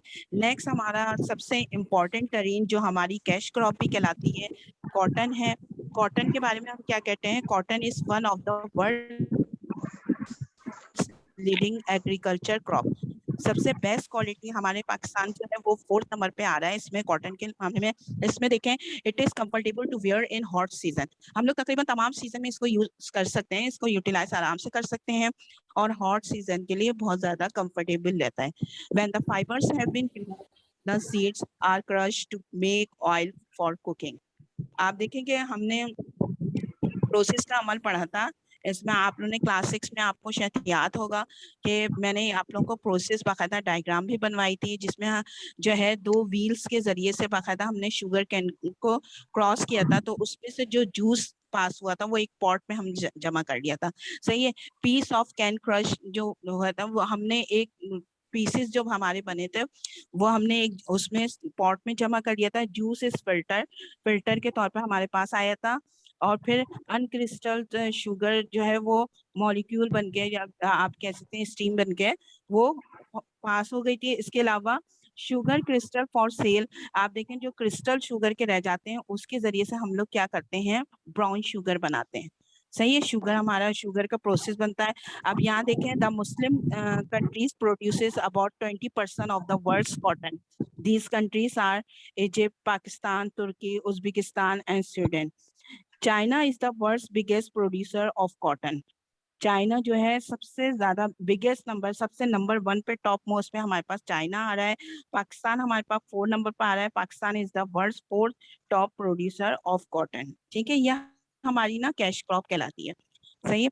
नेक्स्ट हमारे पास आ रहा है शुगर।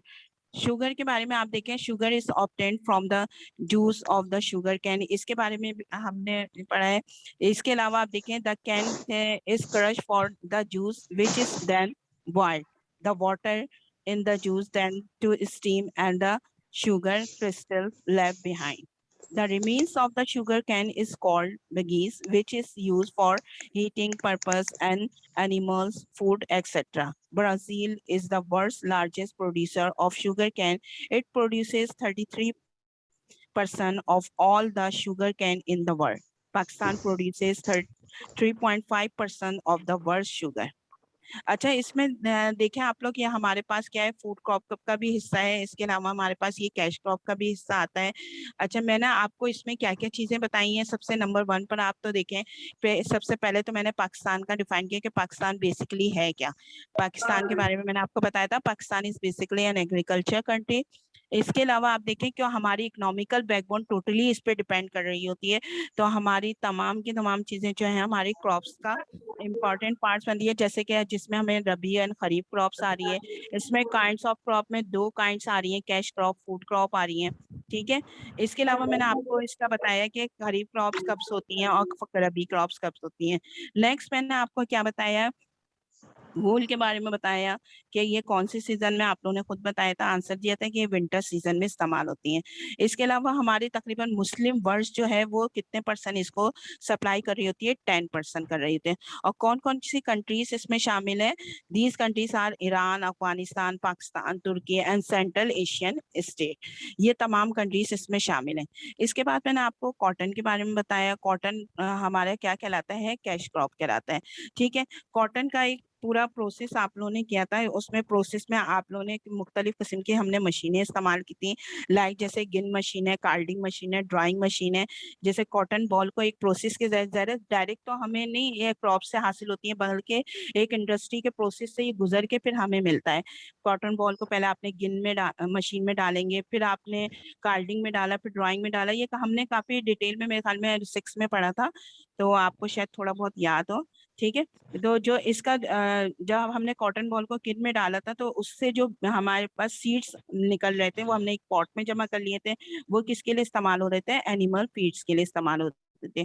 गिन मशीन से वो कहाँ पास हो रही थी? कॉटन कार्डिंग में हो रही थी। फिर मजीद इसका प्रोसेस का अमल कहाँ चल रहा था? ड्राइंग मशीन में। और ड्राइंग मशीन से फिर हम लोग जो है कॉटन यार्न हासिल कर लेते हैं, और बाकायदा ये प्रोसेस के तहत हमें कॉटन हासिल होता है। तो आप देखें हमारे तकरीबन मुस्लिम वर्ल्ड से ये कितने 20% प्रोड्यूस हो रही है, जिसमें हमारे पास Egypt, Pakistan, Turkey, Uzbekistan and Sweden आ रहे हैं। और चाइना इसमें जो है, China is the world's biggest producer of cotton कहलाता है।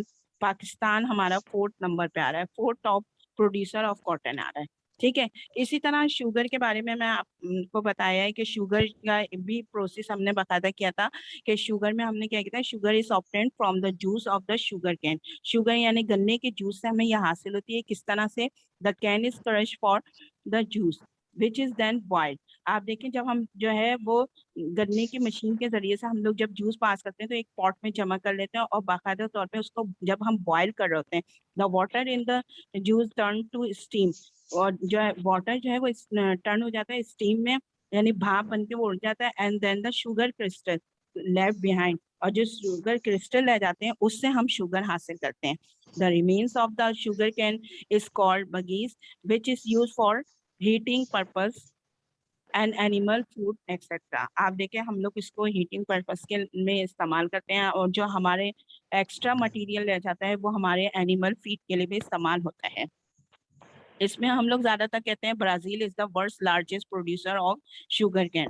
ब्राजील को लार्जेस्ट नंबर पे, नंबर टॉप पे रखा गया है। It produces 33% of all the sugar cane is the world. Pakistan produces 3.5% of the world sugar. तो आप देखें ये हमारे पास इन 3 का प्रोसेस था। इसके अलावा आप देखें आगे हम लोग कंटिन्यू करते हैं इसको। इसमें देखें कोई ऐसा सवाल जो आपको पूछना हो इन 3 में, कोई ऐसी प्रॉब्लम हो। यहाँ पे वूल, कॉटन और शुगर के बारे में 3 के बारे में हमने किया है री स्टडी।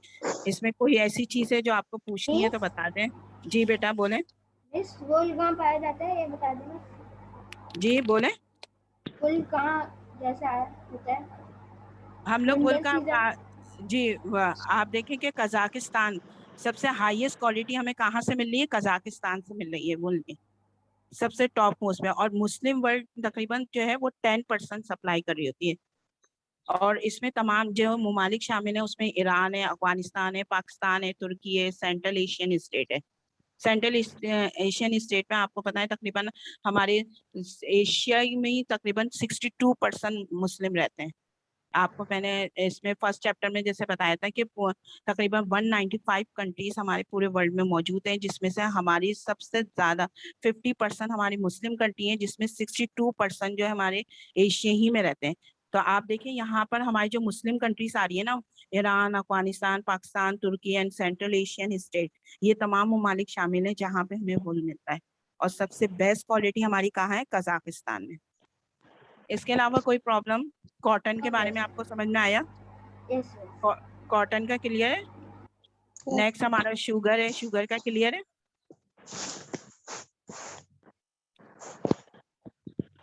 ये बेटा कोई इसमें सवाल आपको करना हो बता दीजिए मुझे।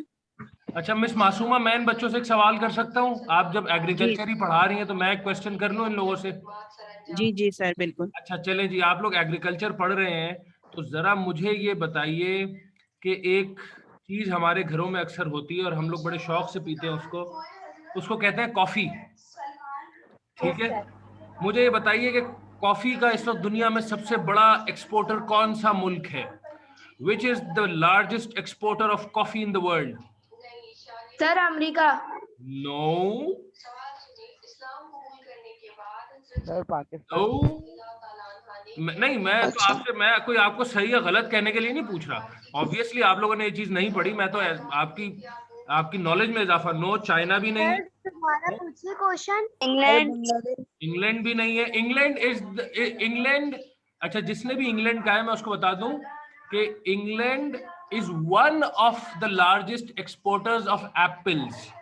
सेब का एक बहुत बड़ा एक्सपोर्टर इंग्लैंड है, न्यूजीलैंड भी है सेब का, ठीक है। ब्राजील। यस, क्वेश्चन दोबारा पूछिएगा, मुझे समझ में नहीं आया। चलो जवाब आ गया, मैं सवाल भी आपको बता रहा हूँ। मैंने पूछा कि कॉफी का सबसे बड़ा एक्सपोर्टर कौन है, और गालिबन Qasim Brazil. Brazil. Brazil is correct, absolutely correct. अच्छा, अब चलो मैं आपसे एक और क्वेश्चन पूछता हूँ इस वक्त, ठीक है? रेडी है सब लोग? Yes sir. चलें जी, अब मेरा सवाल ये है कि पाकिस्तान में कौन सी ऐसी जगह है जो कि खजूर एक्सपोर्ट के लिए बहुत मशहूर है? पाकिस्तान में कौन सी ऐसी जगह है जो खजूर की एक्सपोर्ट के लिए बहुत मशहूर है?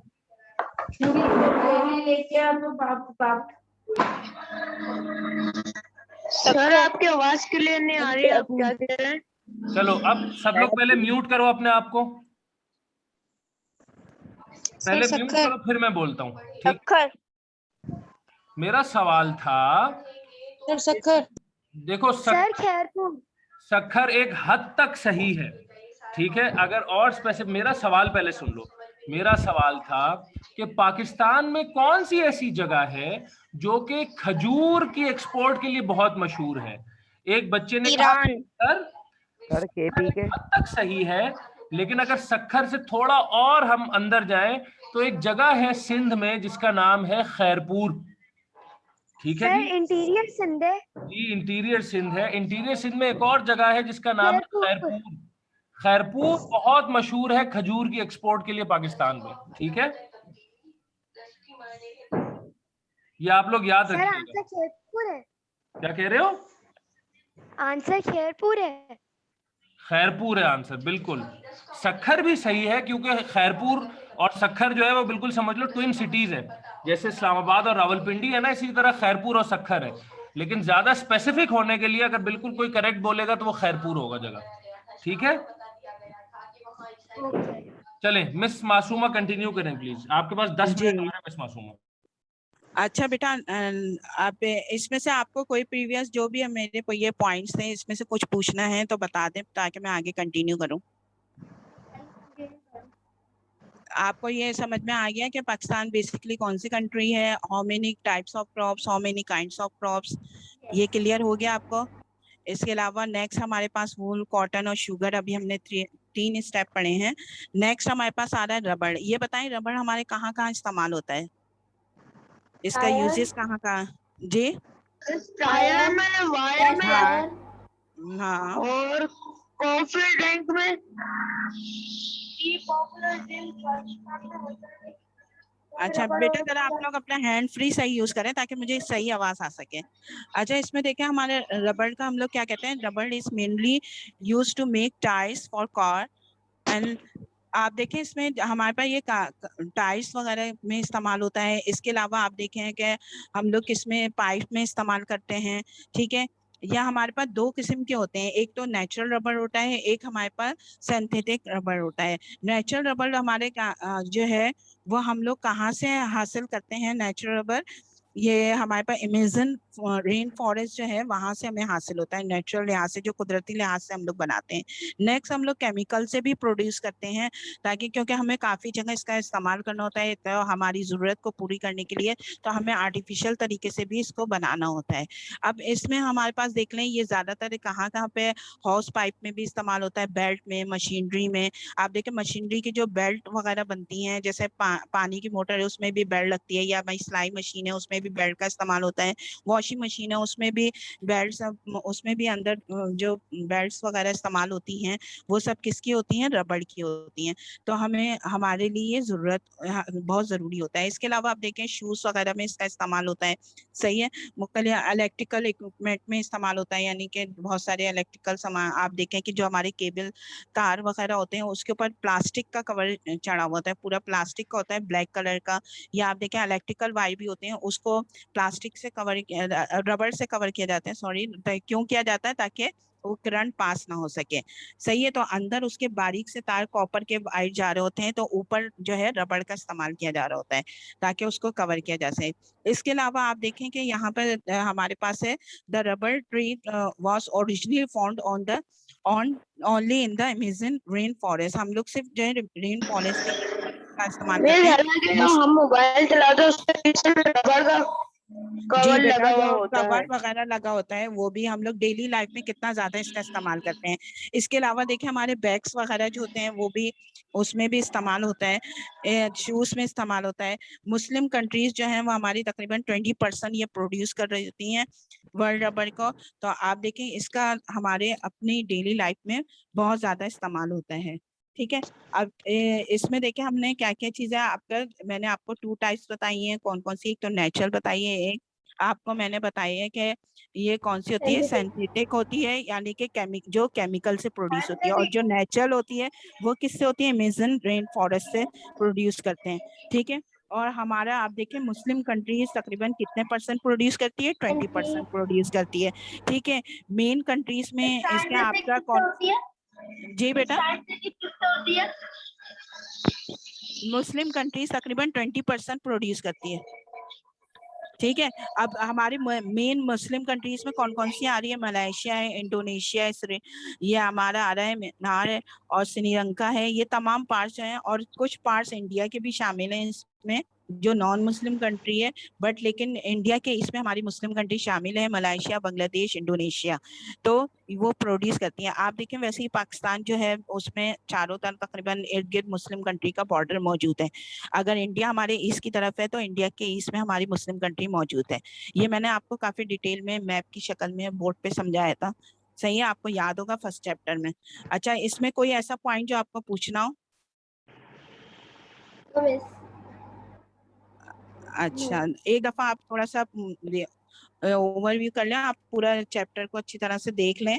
ये आपका चैप्टर एक दिन में तो कंप्लीट होगा नहीं, ठीक है। अभी ये मैंने 4 पॉइंट्स आपके लिए हैं, तो इसमें देख लें कोई ऐसी चीज जो आपको पूछनी हो तो मुझे बता दें। कोई भी प्रॉब्लम हो, कोई भी चीज है आपको पूछनी है तो मुझ, कोई क्वेश्चन है?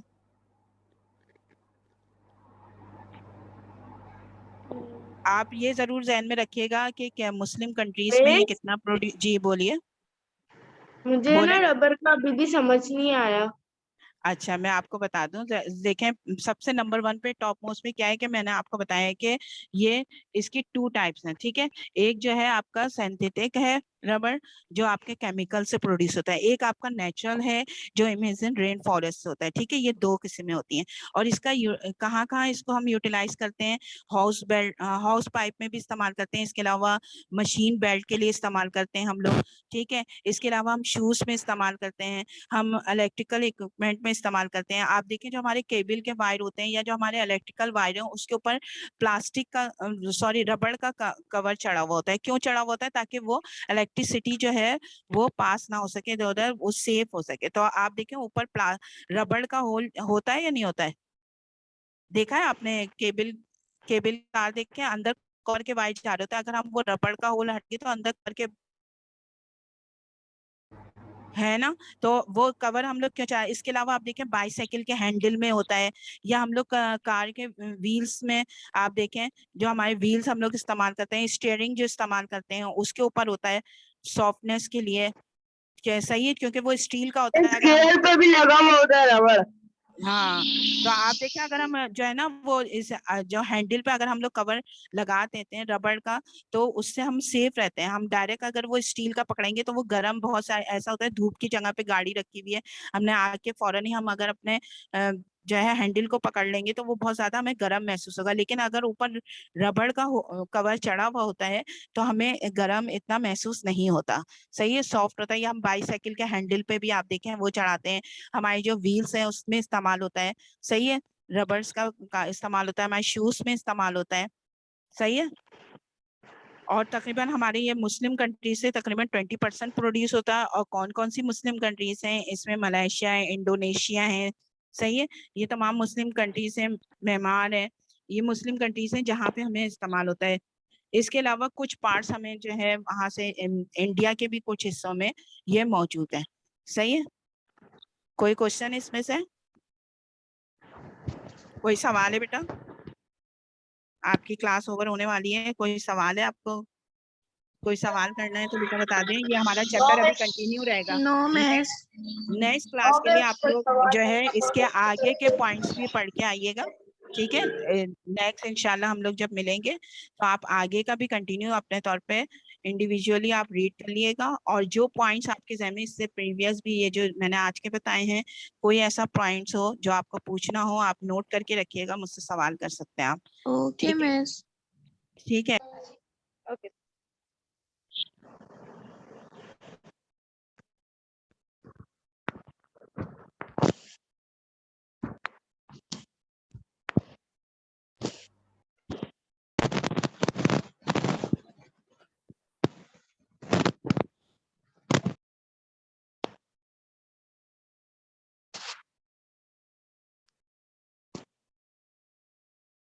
बेटा पहले आप लोग अपनी बुक ओपन कर लें, पेज नंबर 25 एक्सरसाइज 2B।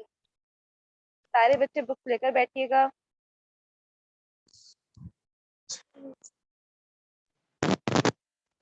सारे बच्चे टीचर पेज नंबर 25। यस निकाल लिया। 25। जी एक्सरसाइज 2B पेज नंबर 25।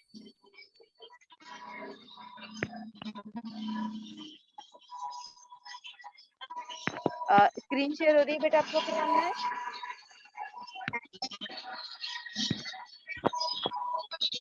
धानी स्क्रीन में नजर आ रहा है आप लोग को? चलें, पहले सारे बच्चे अपने आप को म्यूट कर लें। अपने आप को म्यूट कर लें सारे बच्चे।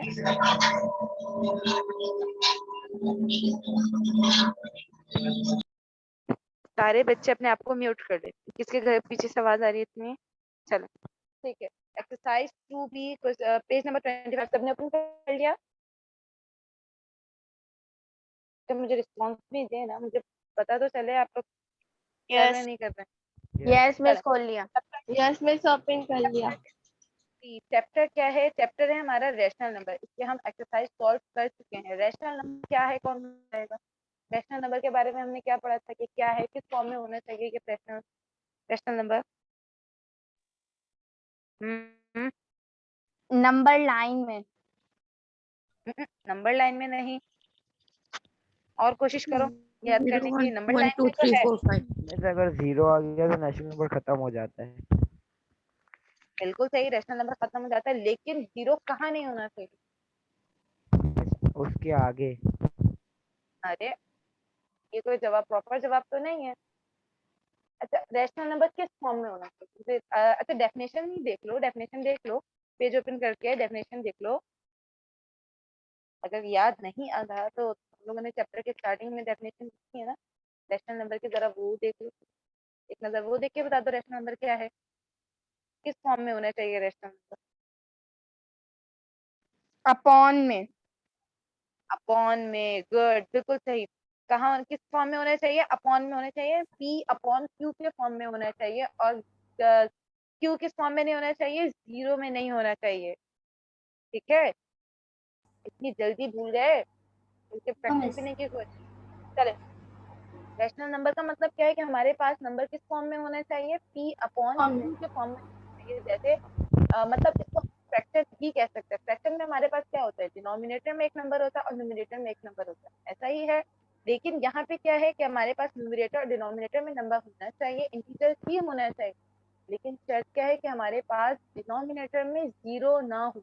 ठीक है, डिनोमिनेटर 0 के इक्वल ना हो, अदरवाइज नेगेटिव भी हो सकता है, पॉजिटिव भी हो सकता है और इनफाइनाइट नंबर हो सकता है, ठीक है। लेकिन हमारे पास जो डिनोमिनेटर है वो 0 के इक्वल नहीं होना चाहिए, ठीक है। अब यहाँ देखें हमें क्या करना है, स्टैंडर्ड फॉर्म में करना है। जो फिल द ब्लैंक्स है उसमें हमें सबसे पहले क्वेश्चन क्या पूछा है कि हमें स्टैंडर्ड फॉर्म में करना है। तो स्टैंडर्ड फॉर्म का मतलब क्या है? स्टैंडर्ड फॉर्म का मतलब ये है कि अगर डिनोमिनेटर और न्यूमरेटर दोनों सेम डिवाइजर से डिवाइड होते हैं तो पहले उसको डिवाइड कर दें, ठीक है, सेम डिवाइजर से डिवाइड कर दें। और अगर डिवाइड है तो हमें उसे पॉजिटिव फॉर्म में लाना है।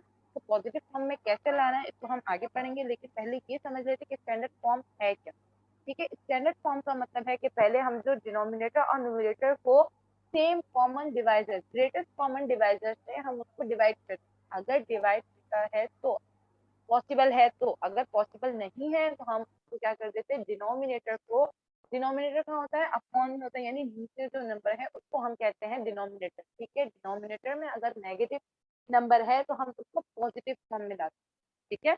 नंबर 1 फिल द ब्लैंक्स देखें हमारे पास, नंबर 1 फिल द ब्लैंक्स क्या है, 56 upon minus 96 is express in standard form as. अभी मैंने कहा था स्टैंडर्ड फॉर्म का मतलब क्या है कि डिनोमिनेटर किस फॉर्म में होना चाहिए,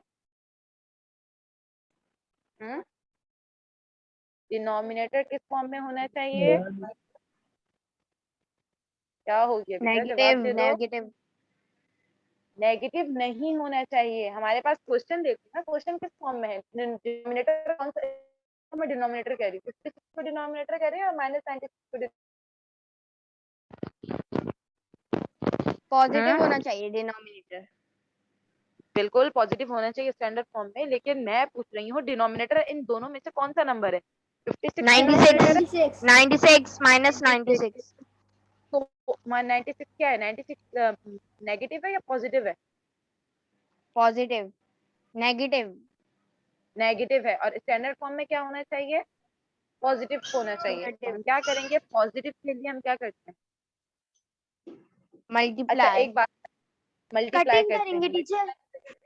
हम डिवाइजर, सेम डिवाइजर से डिवाइड होगा, 56 और 96 दोनों इवन नंबर है, दोनों इवन है ना, यानी ये 2 से भी डिवाइड हो सकता है, सेम डिवाइजर से डिवाइड हो सकता है ना, 56 जो है वो 2 से डिवाइड हो सकता है और 96,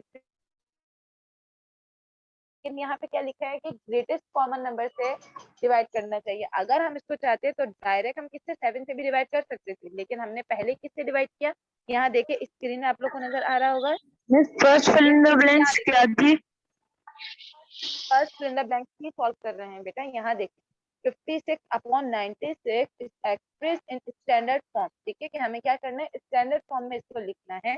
स्टैंडर्ड फॉर्म में लिखने के लिए क्या करना है, पहले अगर ये कॉमन डिवाइजर से, डिनोमिनेटर और न्यूमरेटर अगर common divisor, greatest common divisor से डिवाइड हो रहा है तो हम उसको डिवाइड करेंगे। तो देखो 96 और 56 दोनों इवन नंबर है, यानी हम इसको 2 से भी कर सकते हैं, 4 से भी कर सकते हैं, ठीक है, और ये 7 से भी हो रहा है, लेकिन मैंने इसको क्या कर दिया, दो दफा डिवाइड किया है। पहले किससे किया है, 56 और 96 को हमने किससे डिवाइड किया है, 4 से divide। क्या थी, बेटा बुक ओपन करेंगे तो आपको नजर आएगा ना, पेज नंबर 25 ओपन कर लें जी। पहले हम इसको 4 से कटिंग करेंगे, 56 को किससे डिवाइड करेंगे, 4 1 जा 4, 5 में से 1 माइनस हो गया तो 5 में से 4 माइनस हो गया, रिमेनिंग क्या बच गया, 1।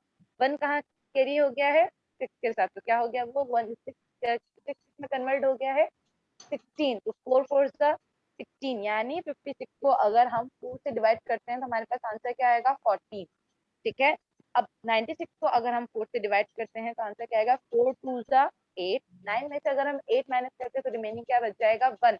1 कहाँ कैरी हो जाएगा, 16 के साथ, 6 के साथ, तो 6 में कन्वर्ट हो जाएगा 16, तो 4 4 जा 16। इन शॉर्ट अगर हम 96 को 4 से डिवाइड करते हैं तो आंसर क्या आएगा, 24 माइनस 22। अब सामने देखिए लिखा हुआ है 14 अपॉन 24, अब 14 और 24 दोनों सेम टेबल से डिवाइड हो रहा है, यस इवन 2 से ही है, 2 से ही हो रहा है, 2 7 जा 14 एंड 2 12 जा 24, 24 4, ठीक है। 24। ये हम लोगों ने अभी सिर्फ डिवाइड हो सकता है। कॉमन किया जी, हम इसको ग्रेटेस्ट नंबर से भी डिवाइड कर सकते हैं, लेकिन ये पहले डिवाइड कर रहे हैं, इसीलिए मैंने इसको छोटे टेबल से डिवाइड करके बताया। आगे हम ग्रेटेस्ट नंबर से ही डिवाइड करते हैं, ठीक है। अब यहाँ हमारे पास आंसर क्या है, 7 और 7/12। अब 7/12 क्या 7 और 12 दोनों सेम डिवाइजर से डिवाइड होते हैं? नो, नहीं होते हैं, एक इवन है और एक ऑड है, तो डिवाइड नहीं हो सकता। अब यहाँ देखिए डिनोमिनेटर में अभी भी हमारे पास नेगेटिव ही है। अभी मैंने कहा था स्टैंडर्ड फॉर्म के लिए हमारे पास डिनोमिनेटर पॉजिटिव होना जरूरी है। 14/-24 को अगर हम 2 से डिवाइड करते हैं तो आंसर आता है 7/-12। तो अभी हमें -12 को पॉजिटिव करने के लिए क्या करना होगा कि हम -12 को -1 के साथ मल्टीप्लाई करें। अगर हम 1 को किसी भी नंबर के साथ मल्टीप्लाई करते हैं, क्या नंबर में कोई फर्क पड़ता है? नो। 1 को अगर हम किसी भी नंबर के साथ मल्टीप्लाई कराते हैं तो नंबर में कोई फर्क नहीं आता। तो इसीलिए हम क्या करेंगे, 12 को पॉजिटिव करने के लिए -12 को किससे मल्टीप्लाई करेंगे, -1 के साथ। जब हम -1 के साथ मल्टीप्लाई कराएंगे, डिनोमिनेटर में अगर हम -1 कर रहे हैं मल्टीप्लाई, तो जाहिर है इससे हम न्यूमरेटर को भी -1 के साथ मल्टीप्लाई कराएंगे। ऐसा ही है जी। क्या समझ? मुझे नहीं लग रहा किसी को समझ आ रही, कोई रिस्पॉन्स ही नहीं दे रहा मुझे। क्या हुआ मिस मिस ये एंड का 7/12 का नहीं आ रहा समझ। टीचर मुझे समझ में बिल्कुल भी नहीं आ रहा, क्योंकि इतनी थोड़ी सी आवाज यस मिस 7/12 इसी में कंफ्यूजन हो रही है। 7/12 कैसे आ गया ये पता चल गया सबको कि 7/12 कैसे आया है? डिवाइड किससे किया है? उसको पॉजिटिव करने वाला है, समझ नहीं आ रहा। मिस आप एक और टीचर दफा आवाज ही नहीं आ रही एक सेकंड सारे एक साथ नहीं पूछे। पहले मैं स्टैंडर्ड फॉर्म पढ़ा देती हूँ, फिर मैं हम फिल इन द ब्लैंक करेंगे, ठीक है। यहाँ देखें, अभी यहाँ देखें मैं सारे, ये नजर आ रहा है सबको? क्वेश्चन नंबर 2 पेज टर्न करें सारे। Question page number 26 page turn करें सारे बच्चे, पेज नंबर 26, ठीक है। Question number 2, express the following rational number in standard form, ठीक है। कि हमें क्या करना है, रैशनल नंबर को किस में कन्वर्ट करना है, स्टैंडर्ड फॉर्म। स्टैंडर्ड फॉर्म का मतलब क्या है कि पहले अगर डिवाइजर से, सेम डिवाइजर से डिनोमिनेटर और न्यूमरेटर डिवाइड हो रहे हैं, सेम डिवाइजर से तो हम उसको डिवाइड करते हैं। अगर डिवाइड नहीं हो रहे हैं और हमारे पास डिनोमिनेटर जो अपॉन में वैल्यू है वो नेगेटिव फॉर्म में है, तो हम उसको पॉजिटिव फॉर्म में लेके आते हैं। पहला क्वेश्चन देखें हमारे पास क्या है, 4/6, ऐसा ही है क्वेश्चन है 4/6। अब मुझे बताएं 4/6 सेम डिवाइजर से डिवाइड होते हैं या नहीं? यस मिस, दोनों इवन है। दोनों इवन और 2 के टेबल से होते हैं। जी, तो अब हम इसको डिवाइड कर सकते हैं 4 और 6 को? यस मिस, हो सकता है। जी मिस, हमने यही किया, 4/6 को हमने डिवाइड किया किस टेबल से, कौन से डिवाइजर? 2 से। 2 और 2 2 4 2 3 6 और फिर 2/3 आंसर। 2/3 आंसर। अब चेक करें क्या 2/3 सेम डिवाइजर से डिवाइड होते हैं? मिस नहीं, आगे नहीं हो सकता, नहीं होते। क्योंकि 3 ऑड है और 2 इवन है। बिल्कुल सही, दोनों हम सेम टेबल से नहीं कर सकते। क्या डिनोमिनेटर नेगेटिव फॉर्म में है? यस।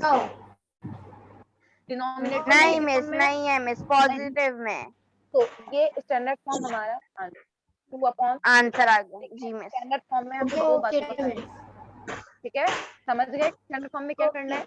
अगर डिवाइजर, सेम डिवाइजर से डिनोमिनेटर और न्यूमरेटर, पहले मेरी सुन लें, हमें दो बातों का ख्याल रखना है कि अगर सेम डिवाइजर डिनोमिनेटर और न्यूमरेटर डिवाइड होते हैं, ठीक है, तो हम उसको डिवाइड करेंगे ताकि हम उससे लोएस्ट नंबर ला सकें। और अगर डिवाइड नहीं होते सेम डिवाइजर से, तो हम ये चेक करते हैं कि क्या डिनोमिनेटर नेगेटिव फॉर्म में है। अगर डिनोमिनेटर नेगेटिव में है तो हम उसको पॉजिटिव फॉर्म में लाते हैं, और अगर डिनोमिनेटर पॉजिटिव फॉर्म में है तो हम उसको एज इट इज रहने देते हैं। अब इस क्वेश्चन में चेक करें क्या दोनों बातें हो गई हैं, हमने सेम डिवाइजर से डिवाइड कर दिया 4/6 को, है ना, और क्या डिवाइजर वो डिनोमिनेटर नेगेटिव फॉर्म में है? नहीं, पॉजिटिव फॉर्म में है। दोनों बातें कंप्लीट हो गई। तो ये स्टैंडर्ड फॉर्म, ठीक है, समझ गए? मतलब क्या है। अब नेक्स्ट क्वेश्चन दी, नेक्स्ट क्वेश्चन है हमारे पास 4/-6। यहाँ चेक करें 4/-9, सॉरी 4/-9। अब डिनोमिनेटर क्या 4 और 9 दोनों सेम टेबल से सेम डिवाइजर से डिवाइड होते हैं? नो टीचर, क्योंकि 4 इवन है और 9 ऑड है। तो क्या डिवाइड हो सकते हैं? नो टीचर, नहीं हो सकते। नहीं हो सकते, ठीक है। चले, पहली बात कंप्लीट हो गई। अब दूसरी बात चेक करें, क्या denominator negative, denominator negative yes denominator negative है, माइनस क्या है? -9 माइनस सही है। टीचर। अब हमें -9 को पॉजिटिव करना है, तो अगर हमें -9 को पॉजिटिव करना है तो क्या करना होगा? माइनस को माइनस के साथ मल्टीप्लाई कराना। इस माइनस इंटू माइनस प्लस और 9 1 जा 9। बिल्कुल। क्या नंबर में कोई फर्क पड़ा? No miss. अगर हम 1 को किसी भी नंबर के साथ मल्टीप्लाई कराते हैं तो नंबर में कोई फर्क नहीं पड़ता, ऐसा ही है। यस टीचर, तो हम माइनस का माइनस लगा देंगे। माइनस को पॉजिटिव करने के लिए क्या किया है कि -1 को किसके साथ मल्टीप्लाई करा दिया? -1 के साथ। 1 नंबर से में कोई बस माइनस हट गया। -4 के साथ आ गया। जो नंबर हम डिनोमिनेटर के साथ मल्टीप्लाई करा रहे हैं वही नंबर हम न्यूमरेटर के साथ भी मल्टीप्लाई कराएंगे, ऐसा ही है ना। अगर हमने 9 के साथ -1 को मल्टीप्लाई कराया है तो जाहिर है हम 4 के साथ भी -1 को मल्टीप्लाई कराएंगे, ऐसा ही है। अगर हम एक शक्ति, समझ गए ना। अब यहाँ देखें, अगर माइनस माइनस क्या हो गया? -9 और -1 माइनस माइनस ऐड हो गया, 9 डिनोमिनेटर से नेगेटिव हट गया। अब न्यूमरेटर में देखिए 4 मल्टीप्लाई बाय -1, 4 1 जा 4 प्लस माइनस नेगेटिव, यानी 4 नेगेटिव हो जाएगा और 9 पॉजिटिव। समझ गए कि स्टैंडर्ड फॉर्म में हम कैसे लेकर आए हैं, नेगेटिव को पॉजिटिव कैसे किया है। क्लियर? चले, अब मुझे थर्ड क्वेश्चन आप लोग बताएं कैसे किया। मिस थर्ड क्वेश्चन में 11 और 13 दोनों नेगेटिव है, तो दोनों डिवाइड मतलब कटिंग नहीं हो सकते, और हमें 11 और 13 दोनों को पॉजिटिव बनाना है। 11 और 13 दोनों को पॉजिटिव बनाना। अगर दोनों पॉजिटिव हो सकते हैं तो ठीक, अगर नहीं माइनस माइनस प्लस हो जाएगा तो आंसर प्लस में आ जाएगा। हमने क्या किया है, हमें क्या चेक करना है? सिर्फ डिनोमिनेटर को पॉजिटिव फॉर्म में करना है, क्योंकि डिनोमिनेटर में क्या है माइनस करने के लिए क्या करना होगा कि -1 मल्टीप्लाई मल्टीप्लाई कर देंगे तो माइनस इंटू माइनस प्लस होता है। बिल्कुल, माइनस इंटू माइनस ऐड होगा। फिर कह रही हूँ ऐड होगा, प्लस हमारे पास क्या है? साइन सिंबल है, और ऐड क्या है? एप्लीकेशन। ठीक है, हम यहाँ माइनस माइनस क्या करते हैं? माइनस माइनस ऐड, समझ रहे?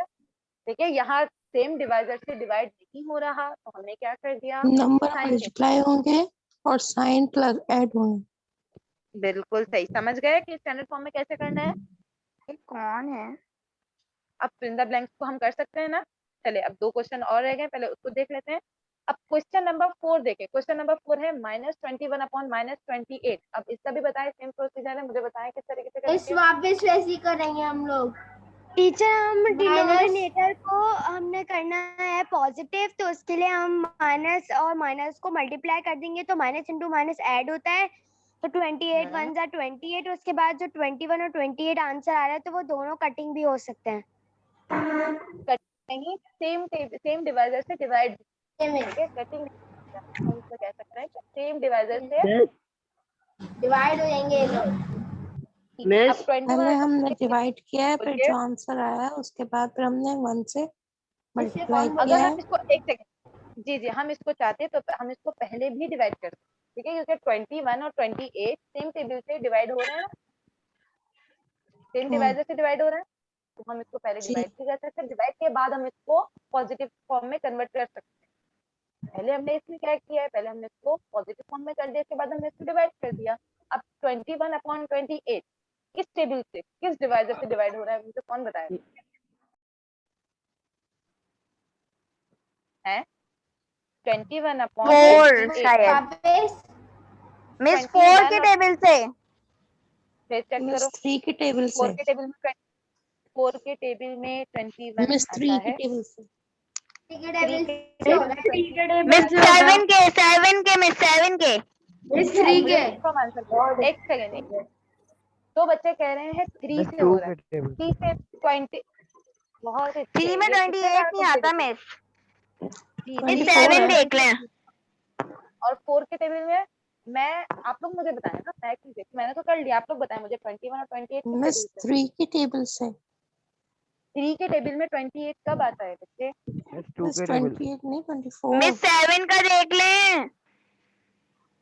जी 7 से होगा, 7 3 are 21, 7 4 are 28, 7 के टेबल से हो रहा है। 3 के टेबल से अगर हम करते हैं तो 3 के टेबल से 21 डिवाइड हो जाएगा, लेकिन 28 डिवाइड नहीं होगा। 3 के टेबल में 28 मिस 28 तो लिखा ही नहीं, 24 लिखा है। मिस 20, ये कौन कह रहा है बेटा? नाम बताएं आप अपना, ये कोई पेरेंट्स है?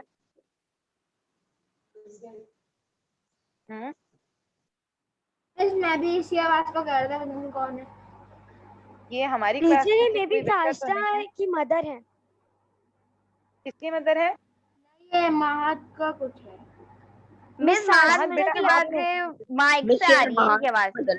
महात की मामा है। महत बेटा आप रिस्पॉन्स है, मुझे क्लास आप ले रहे हैं या आपकी मदर? महत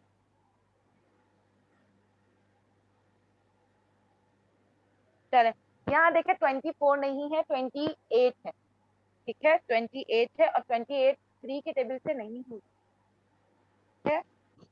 हमने किसके टेबल से सॉल्व किया है? 7 के टेबल से सॉल्व किया। 7 बस, क्योंकि हम एक नंबर को डिवाइड नहीं कर सकते। अगर हम डिवाइड करेंगे तो दोनों सेम टेबल से डिवाइड हो, ठीक है। ऐसा नहीं कि एक को एक टेबल से कर दो, दूसरे को दूसरे टेबल से, नहीं। डिनोमिनेटर और न्यूमरेटर दोनों को सेम टेबल से हमें डिवाइड करना होगा, ठीक है। अब हमने इसको 7 के टेबल से डिवाइड किया है। 7 3 are 21, 7 3 are 21, 7 4 are 28। अब लास्ट क्वेश्चन है 42 अपॉन -48। क्या करेंगे हम इसको? पहले मिस हमने इसको मिस कट कर देंगे A1 डिवाइजर से, क्योंकि ये दोनों इवन नंबर हैं, और फिर इनको कट। हम इसको कहते हैं कि डिवाइजर से हमने क्या किया? डिवाइड किया है, कट नहीं। हाँ, डिवाइजर को इससे डिवाइड किया है हमने, और फिर जो आंसर है वो भी 2 से डिवाइजर से डिवाइड हो जाएगा, और फिर आंसर आ जाएगा 7 अपॉन -8।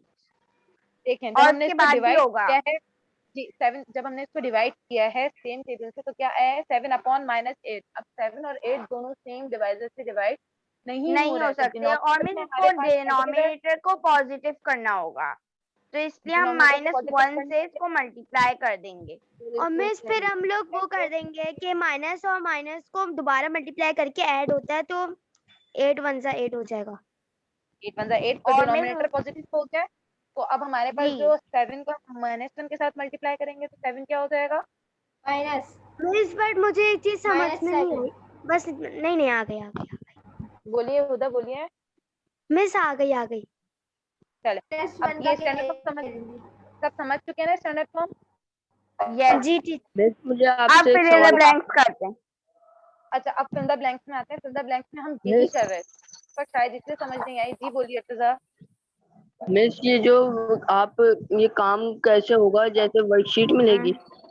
बेटा वर्कशीट मिल चुकी है ना आप लोगों को। वर्कशीट देखें, आप लोग को वर्कशीट में ये क्वेश्चन मौजूद है जो आप लोग पहले लेके जा चुके हो। हमारी क्लास नहीं हुई थी ना मंडे, उसमें देखें आपके पास वर्कशीट में ये तीनों क्वेश्चन मौजूद है आपके पास। Question number 1, question number 2, question number 3। आज हम ये तीनों क्वेश्चन आपने वर्कशीट नहीं दी, मैंने वर्कशीट नहीं ली है, इसीलिए तो बेटा आपको नहीं वर्कशीट नहीं है ना आपको। मैंने भी नहीं लिया। ले लीजिएगा आप लोग, वर्कशीट में ये तीनों क्वेश्चन है, ठीक है। सॉल्यूशन देख, वर्कशीट में आप लोग के पास क्वेश्चन मौजूद है, लेकिन यहाँ सॉल्यूशन मौजूद है, ठीक है। आप लोग को सब कॉपी में करना है। ये आवाज कहाँ से आ रही है? ये कासिम कादरी प्लीज अपने आप को म्यूट करें।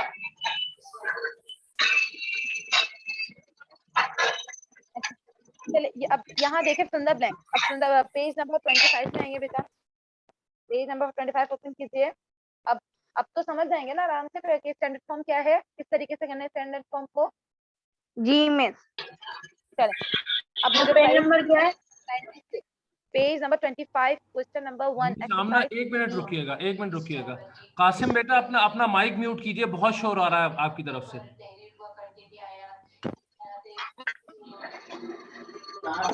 अपना माइक म्यूट कीजिए। पेज नंबर क्या है? बेटा पेज नंबर है 25। चलिए मैं स्टार्ट। चलिए अब ये 56/96 कौन बताएगा किस तरीके से किया हम लोगों ने इसको सॉल्व। अभी स्टैंडर्ड फॉर्म करके आए 5 क्वेश्चन हम लोग वहाँ सॉल्व कर। मिस मैं बताऊं? बिल्कुल बताइए मिस। 56 और 96 वो है इवन नंबर है और हमें डिनोमिनेटर को पॉजिटिव करना है, इसलिए हम इसको 2 से डिवाइड कर देंगे और फिर 14/24 आंसर आया है और इसको भी हम डिवाइड कर देंगे और फिर 7/12 आ गया है आंसर। अब और 7 सही से बोले आप बोले और बस इस पे आंसर हो गया। ये देखें हमने 14/24 है, 14/24 जब हमने इसको डिवाइड किया है तो जब हमने इसको से डिवाइड किया है 2 7 14 2 12 24 डिनोमिनेटर हमारे पास नेगेटिव फॉर्म में अभी भी मौजूद है। ठीक है, इसको -1 से कर देंगे। -12 को -1 से करेंगे तो हमारे पास आंसर क्या हो जाएगा, 12 तो पॉजिटिव हो जाएगा लेकिन 7 वो रहेगा नेगेटिव हो जाएगा। नेगेटिव हो जाएगा। ठीक है, क्योंकि अगर 12 को हम -1 से मल्टीप्लाई करेंगे तो माइनस माइनस ऐड हो जाएगा लेकिन 7 ऑलरेडी पॉजिटिव है, जब हम उसको -1 के साथ मल्टीप्लाई करेंगे तो क्या हो जाएगा, तो नेगेटिव हो जाएगा। बिल्कुल सही, गुड, समझ गए स्टैंडर्ड फॉर्म। जी मिस। चले क्वेश्चन नंबर 2 देखें हमारे पास। क्वेश्चन नंबर 2 है हमारे पास which of the fraction, book में देखें आप लोग, बुक में यहाँ पे सिर्फ सॉल्यूशन मौजूद है, बुक में हमारे पास क्वेश्चन है विच of the fraction is greater 3/4 और 11/15। अब हमें बताना है कि क्या 3/4 ग्रेटर है या 11/15 ग्रेटर है। अब हम तब तक नहीं बता सकते जब तक हमारे पास डिनोमिनेटर सेम ना हो जाए। ठीक है, डिनोमिनेटर सेम हो तभी तो हम बता सकते हैं कि कौन सा ग्रेटर है और कौन सा लेस देन। ठीक है, तो हम ऐसे कंडीशन में क्या करेंगे, जब हमारे पास रैशनल नंबर आ जाते हैं और हमें ग्रेटर देन या लेस देन बताना हो, डिसाइड करना हो, तो तब हम इस सिचुएशन में कहते हैं कि जो डिनोमिनेटर है, दोनों डिनोमिनेटर्स को हम दोनों रैशनल नंबर के डिनोमिनेटर्स को सेम करते हैं। ठीक है, अब यहाँ देखिए हमारे पास 3/4 एक डिनोमिनेटर में हमारे पास 4 है और सेकंड डिनोमिनेटर में हमारे पास 15 है। हम क्या करेंगे, 4 को 15 के साथ मल्टीप्लाई करा देंगे और 15 को 4 के साथ, तब हमारे पास सेम टेबल हो जाएगा डिनोमिनेटर में। हमने यही किया है, देखिए 3/4 यानी 4 को हमने किससे मल्टीप्लाई करा दिया, 15 के साथ, और 15 को किसके साथ मल्टीप्लाई कराया है, 4 के साथ। ठीक है, जब हमने 4 को मल्टीप्लाई कर दिया तो हमारे पास देखें 15 को 4 से मल्टीप्लाई करने पे आंसर क्या आया है, 60। अब 15 को जब हमने दोबारा 4 से मल्टीप्लाई किया तब हमारे पास दोबारा आया है 60। अब हमारे पास अगर हमने डिनोमिनेटर को 15 से किया है तो न्यूमिनेटर को भी 15 से करेंगे, ऐसा ही है। जिस टेबल से हम डिनोमिनेटर को मल्टीप्लाई कराते हैं उसी टेबल से हम न्यूमिनेटर को भी मल्टीप्लाई कराते हैं, ऐसा ही है जी मिस। अगर हमने 2 को 15 के साथ मल्टीप्लाई किया है तो 3 को भी ऑब्वियसली हम 15 के साथ मल्टीप्लाई करेंगे। 3 15 जा 45 और 4 15 जा 44, ठीक है, 60। अब नेक्स्ट है हमारे पास, अगर हम 15 को 4 के साथ मल्टीप्लाई करा रहे हैं तो न्यूमरेटर को भी 4 के साथ मल्टीप्लाई करेंगे, ऐसा ही है। तो 15 4 जा 60 और 11 4 जा 44। अब चेक करें हमारे पास 45/60 एंड 44/60। ठीक है, अब दोनों के डिनोमिनेटर सेम हो गए, 60 हो गए दोनों के डिनोमिनेटर। जी, अब हम ग्रेटर देन इजीली डिसाइड कर सकते हैं कि कौन सा ग्रेटर देन है कौन सा लेस देन है। यस। अब 45 और 44 में से कौन सा ग्रेटर देन है?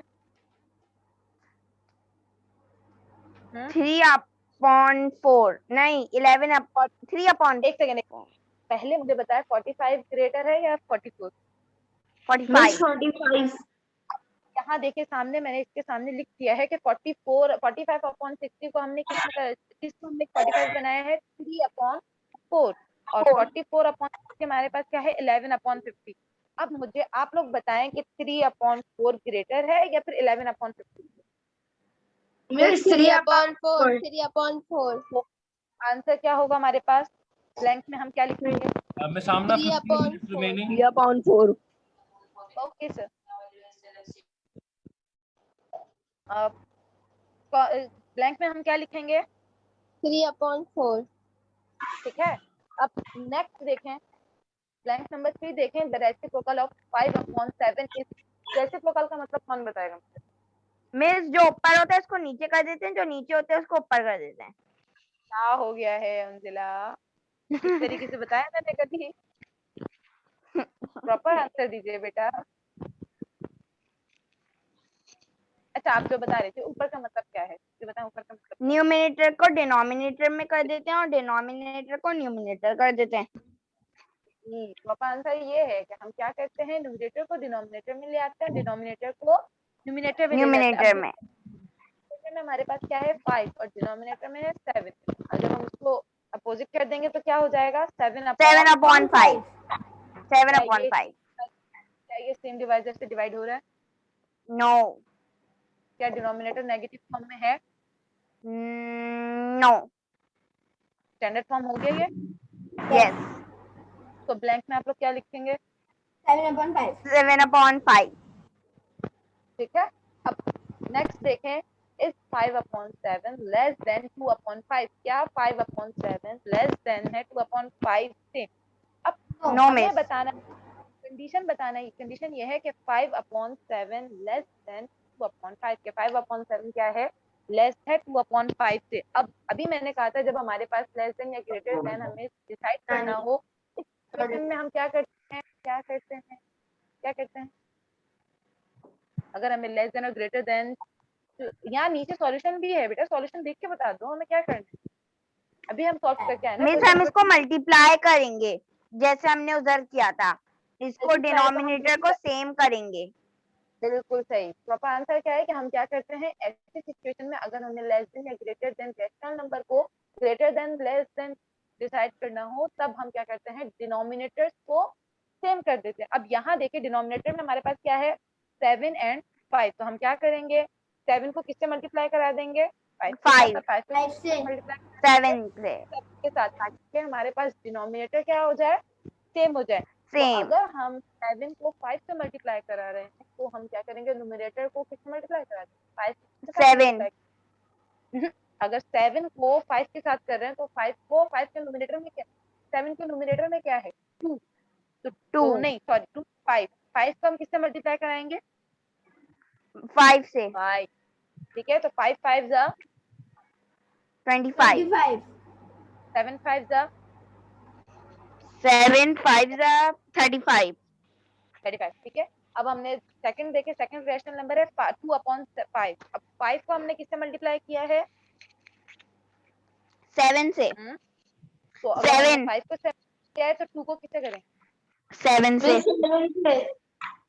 तो 2 7 जा 14। तो 5 जा 35। 35। अब दोनों डिनोमिनेटर सेम हो गए 35 जी यस। अब 25/35 5/7 को हमने किसमें कन्वर्ट किया 25/35, ठीक है। 2/5 को हमने किसमें कन्वर्ट किया 14/35। क्या 25/35 लेस देन है 14/35? नो। आंसर क्या होगा, यस और नो? नो। 5/7 क्या है 5/7 इज ग्रेटर देन 2/5। कर दीजिए 5/7 ग्रेटर देन किससे है 2/5 से। क्लास में सिर्फ उंजिला है या बाकी सब भी प्रेजेंट है? हो गए सारे?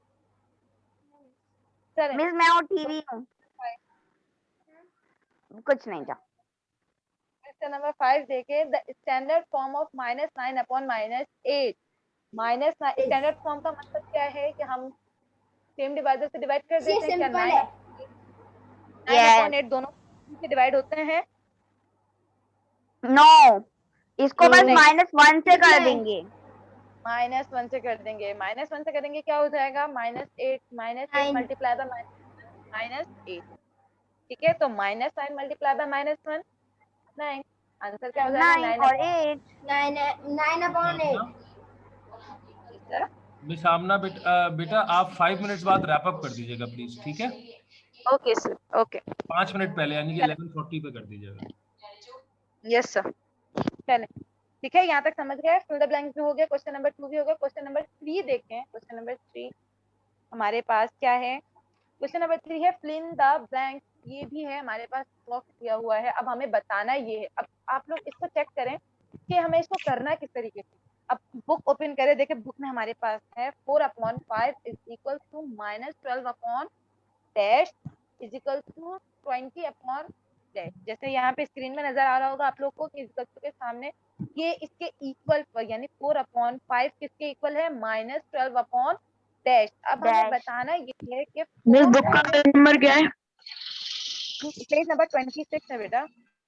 अब यहाँ देखिए 4/5 को हमें किसके साथ मल्टीप्लाई कराना है कि हमारे पास -12 डैश आ जाए। ठीक है, अब 4 के साथ हमें एक ऐसा नंबर मल्टीप्लाई करना है कि हमारे पास आंसर क्या आ जाए? -12 आ जाए। और हमारे पास पेज नंबर क्या है? Page number 26, question number 3। अगर आप लोग वर्कशीट भी सामने रखें तो आप लोग को बुक की जरूरत नहीं पड़ेगी। जी जी बोल रही हूँ, बिल्कुल बोल रही हूँ। वर्कशीट कलेक्ट करनी है। वर्कशीट कब तक कलेक्ट करनी है? आप लोग को पहले कलेक्ट करनी थी, अभी नहीं। ये बहुत पहले आप भेज चुके हैं हम लोग। ठीक है, अच्छा पहले भी देखने, हमारे पास टाइम बहुत शॉर्ट है। 4/5 को हमें क्या करना है? -12 कन्वर्ट करना है। अब 4 के साथ कोई एक ऐसा नंबर मल्टीप्लाई करना है हमें जो उसका प्रोडक्ट क्या हो जाए? -12। 4 हमारे पास पॉजिटिव है, ठीक है। 4 के साथ हमें एक नेगेटिव नंबर मल्टीप्लाई करना है। 4 3 12, तो हमें किस नंबर को मल्टीप्लाई करना है? नेगेटिव नंबर मल्टीप्लाई करना है। तो 4 को हम किसके साथ मल्टीप्लाई करेंगे? -3 के साथ। 4 मल्टीप्लाई बाय -3, तो क्या हो जाएगा? 4 3 12। अगर हम न्यूमरेटर को -3 के साथ करें तो डिनोमिनेटर को किससे करेंगे? 3 -3 से। -3। अब 5 को अगर हम -3 के साथ करते हो तो आंसर क्या आएगा? -15। तो जो बॉक्स है उसमें आंसर क्या है हमारे पास? 50 तो बॉक्स में आप लोग क्या लिखेंगे? -15। यहाँ देखिए, अब इसी को हमें दोबारा 4/5 को कन्वर्ट करना है 20 में। अगर हम 4 के साथ कौन सा नंबर है कि हम मल्टीप्लाई करें तो 20 आ जाए?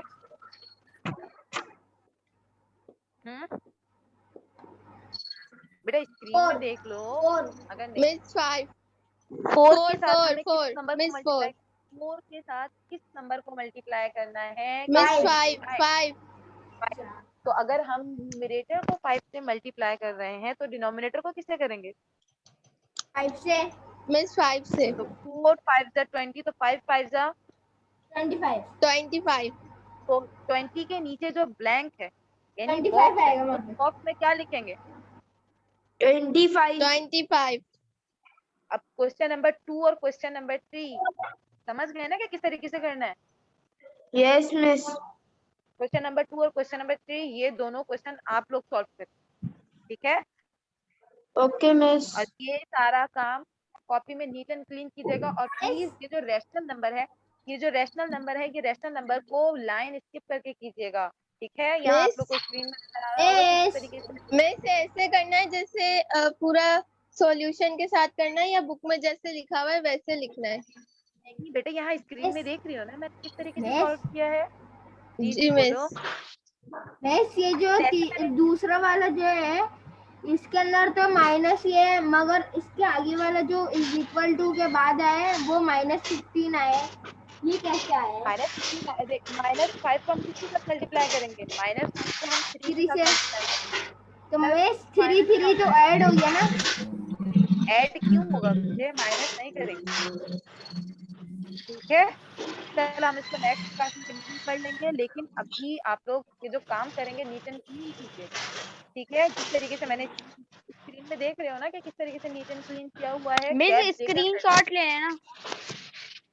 बेटा ले ले अगर स्क्रीनशॉट लेना मत चाहे। लीजिएगा, ये पूरा लेक्चर आपको रिकॉर्डिंग इसकी मिल जाएगी, आज की सारी क्लासेस की। Okay sir. है तो आप लोग कर लेंगे काम। Yes miss. Yes miss. एक सेकंड रुकिए।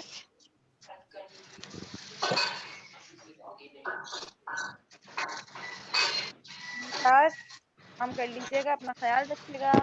अल्लाह हाफिज। अल्लाह हाफिज मिस।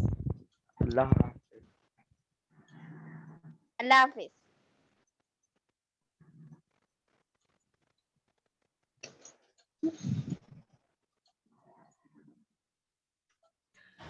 चले बच्चों, कल मिलेंगे इंशाल्लाह ताला। अल्लाह हाफिज। अल्लाह हाफिज।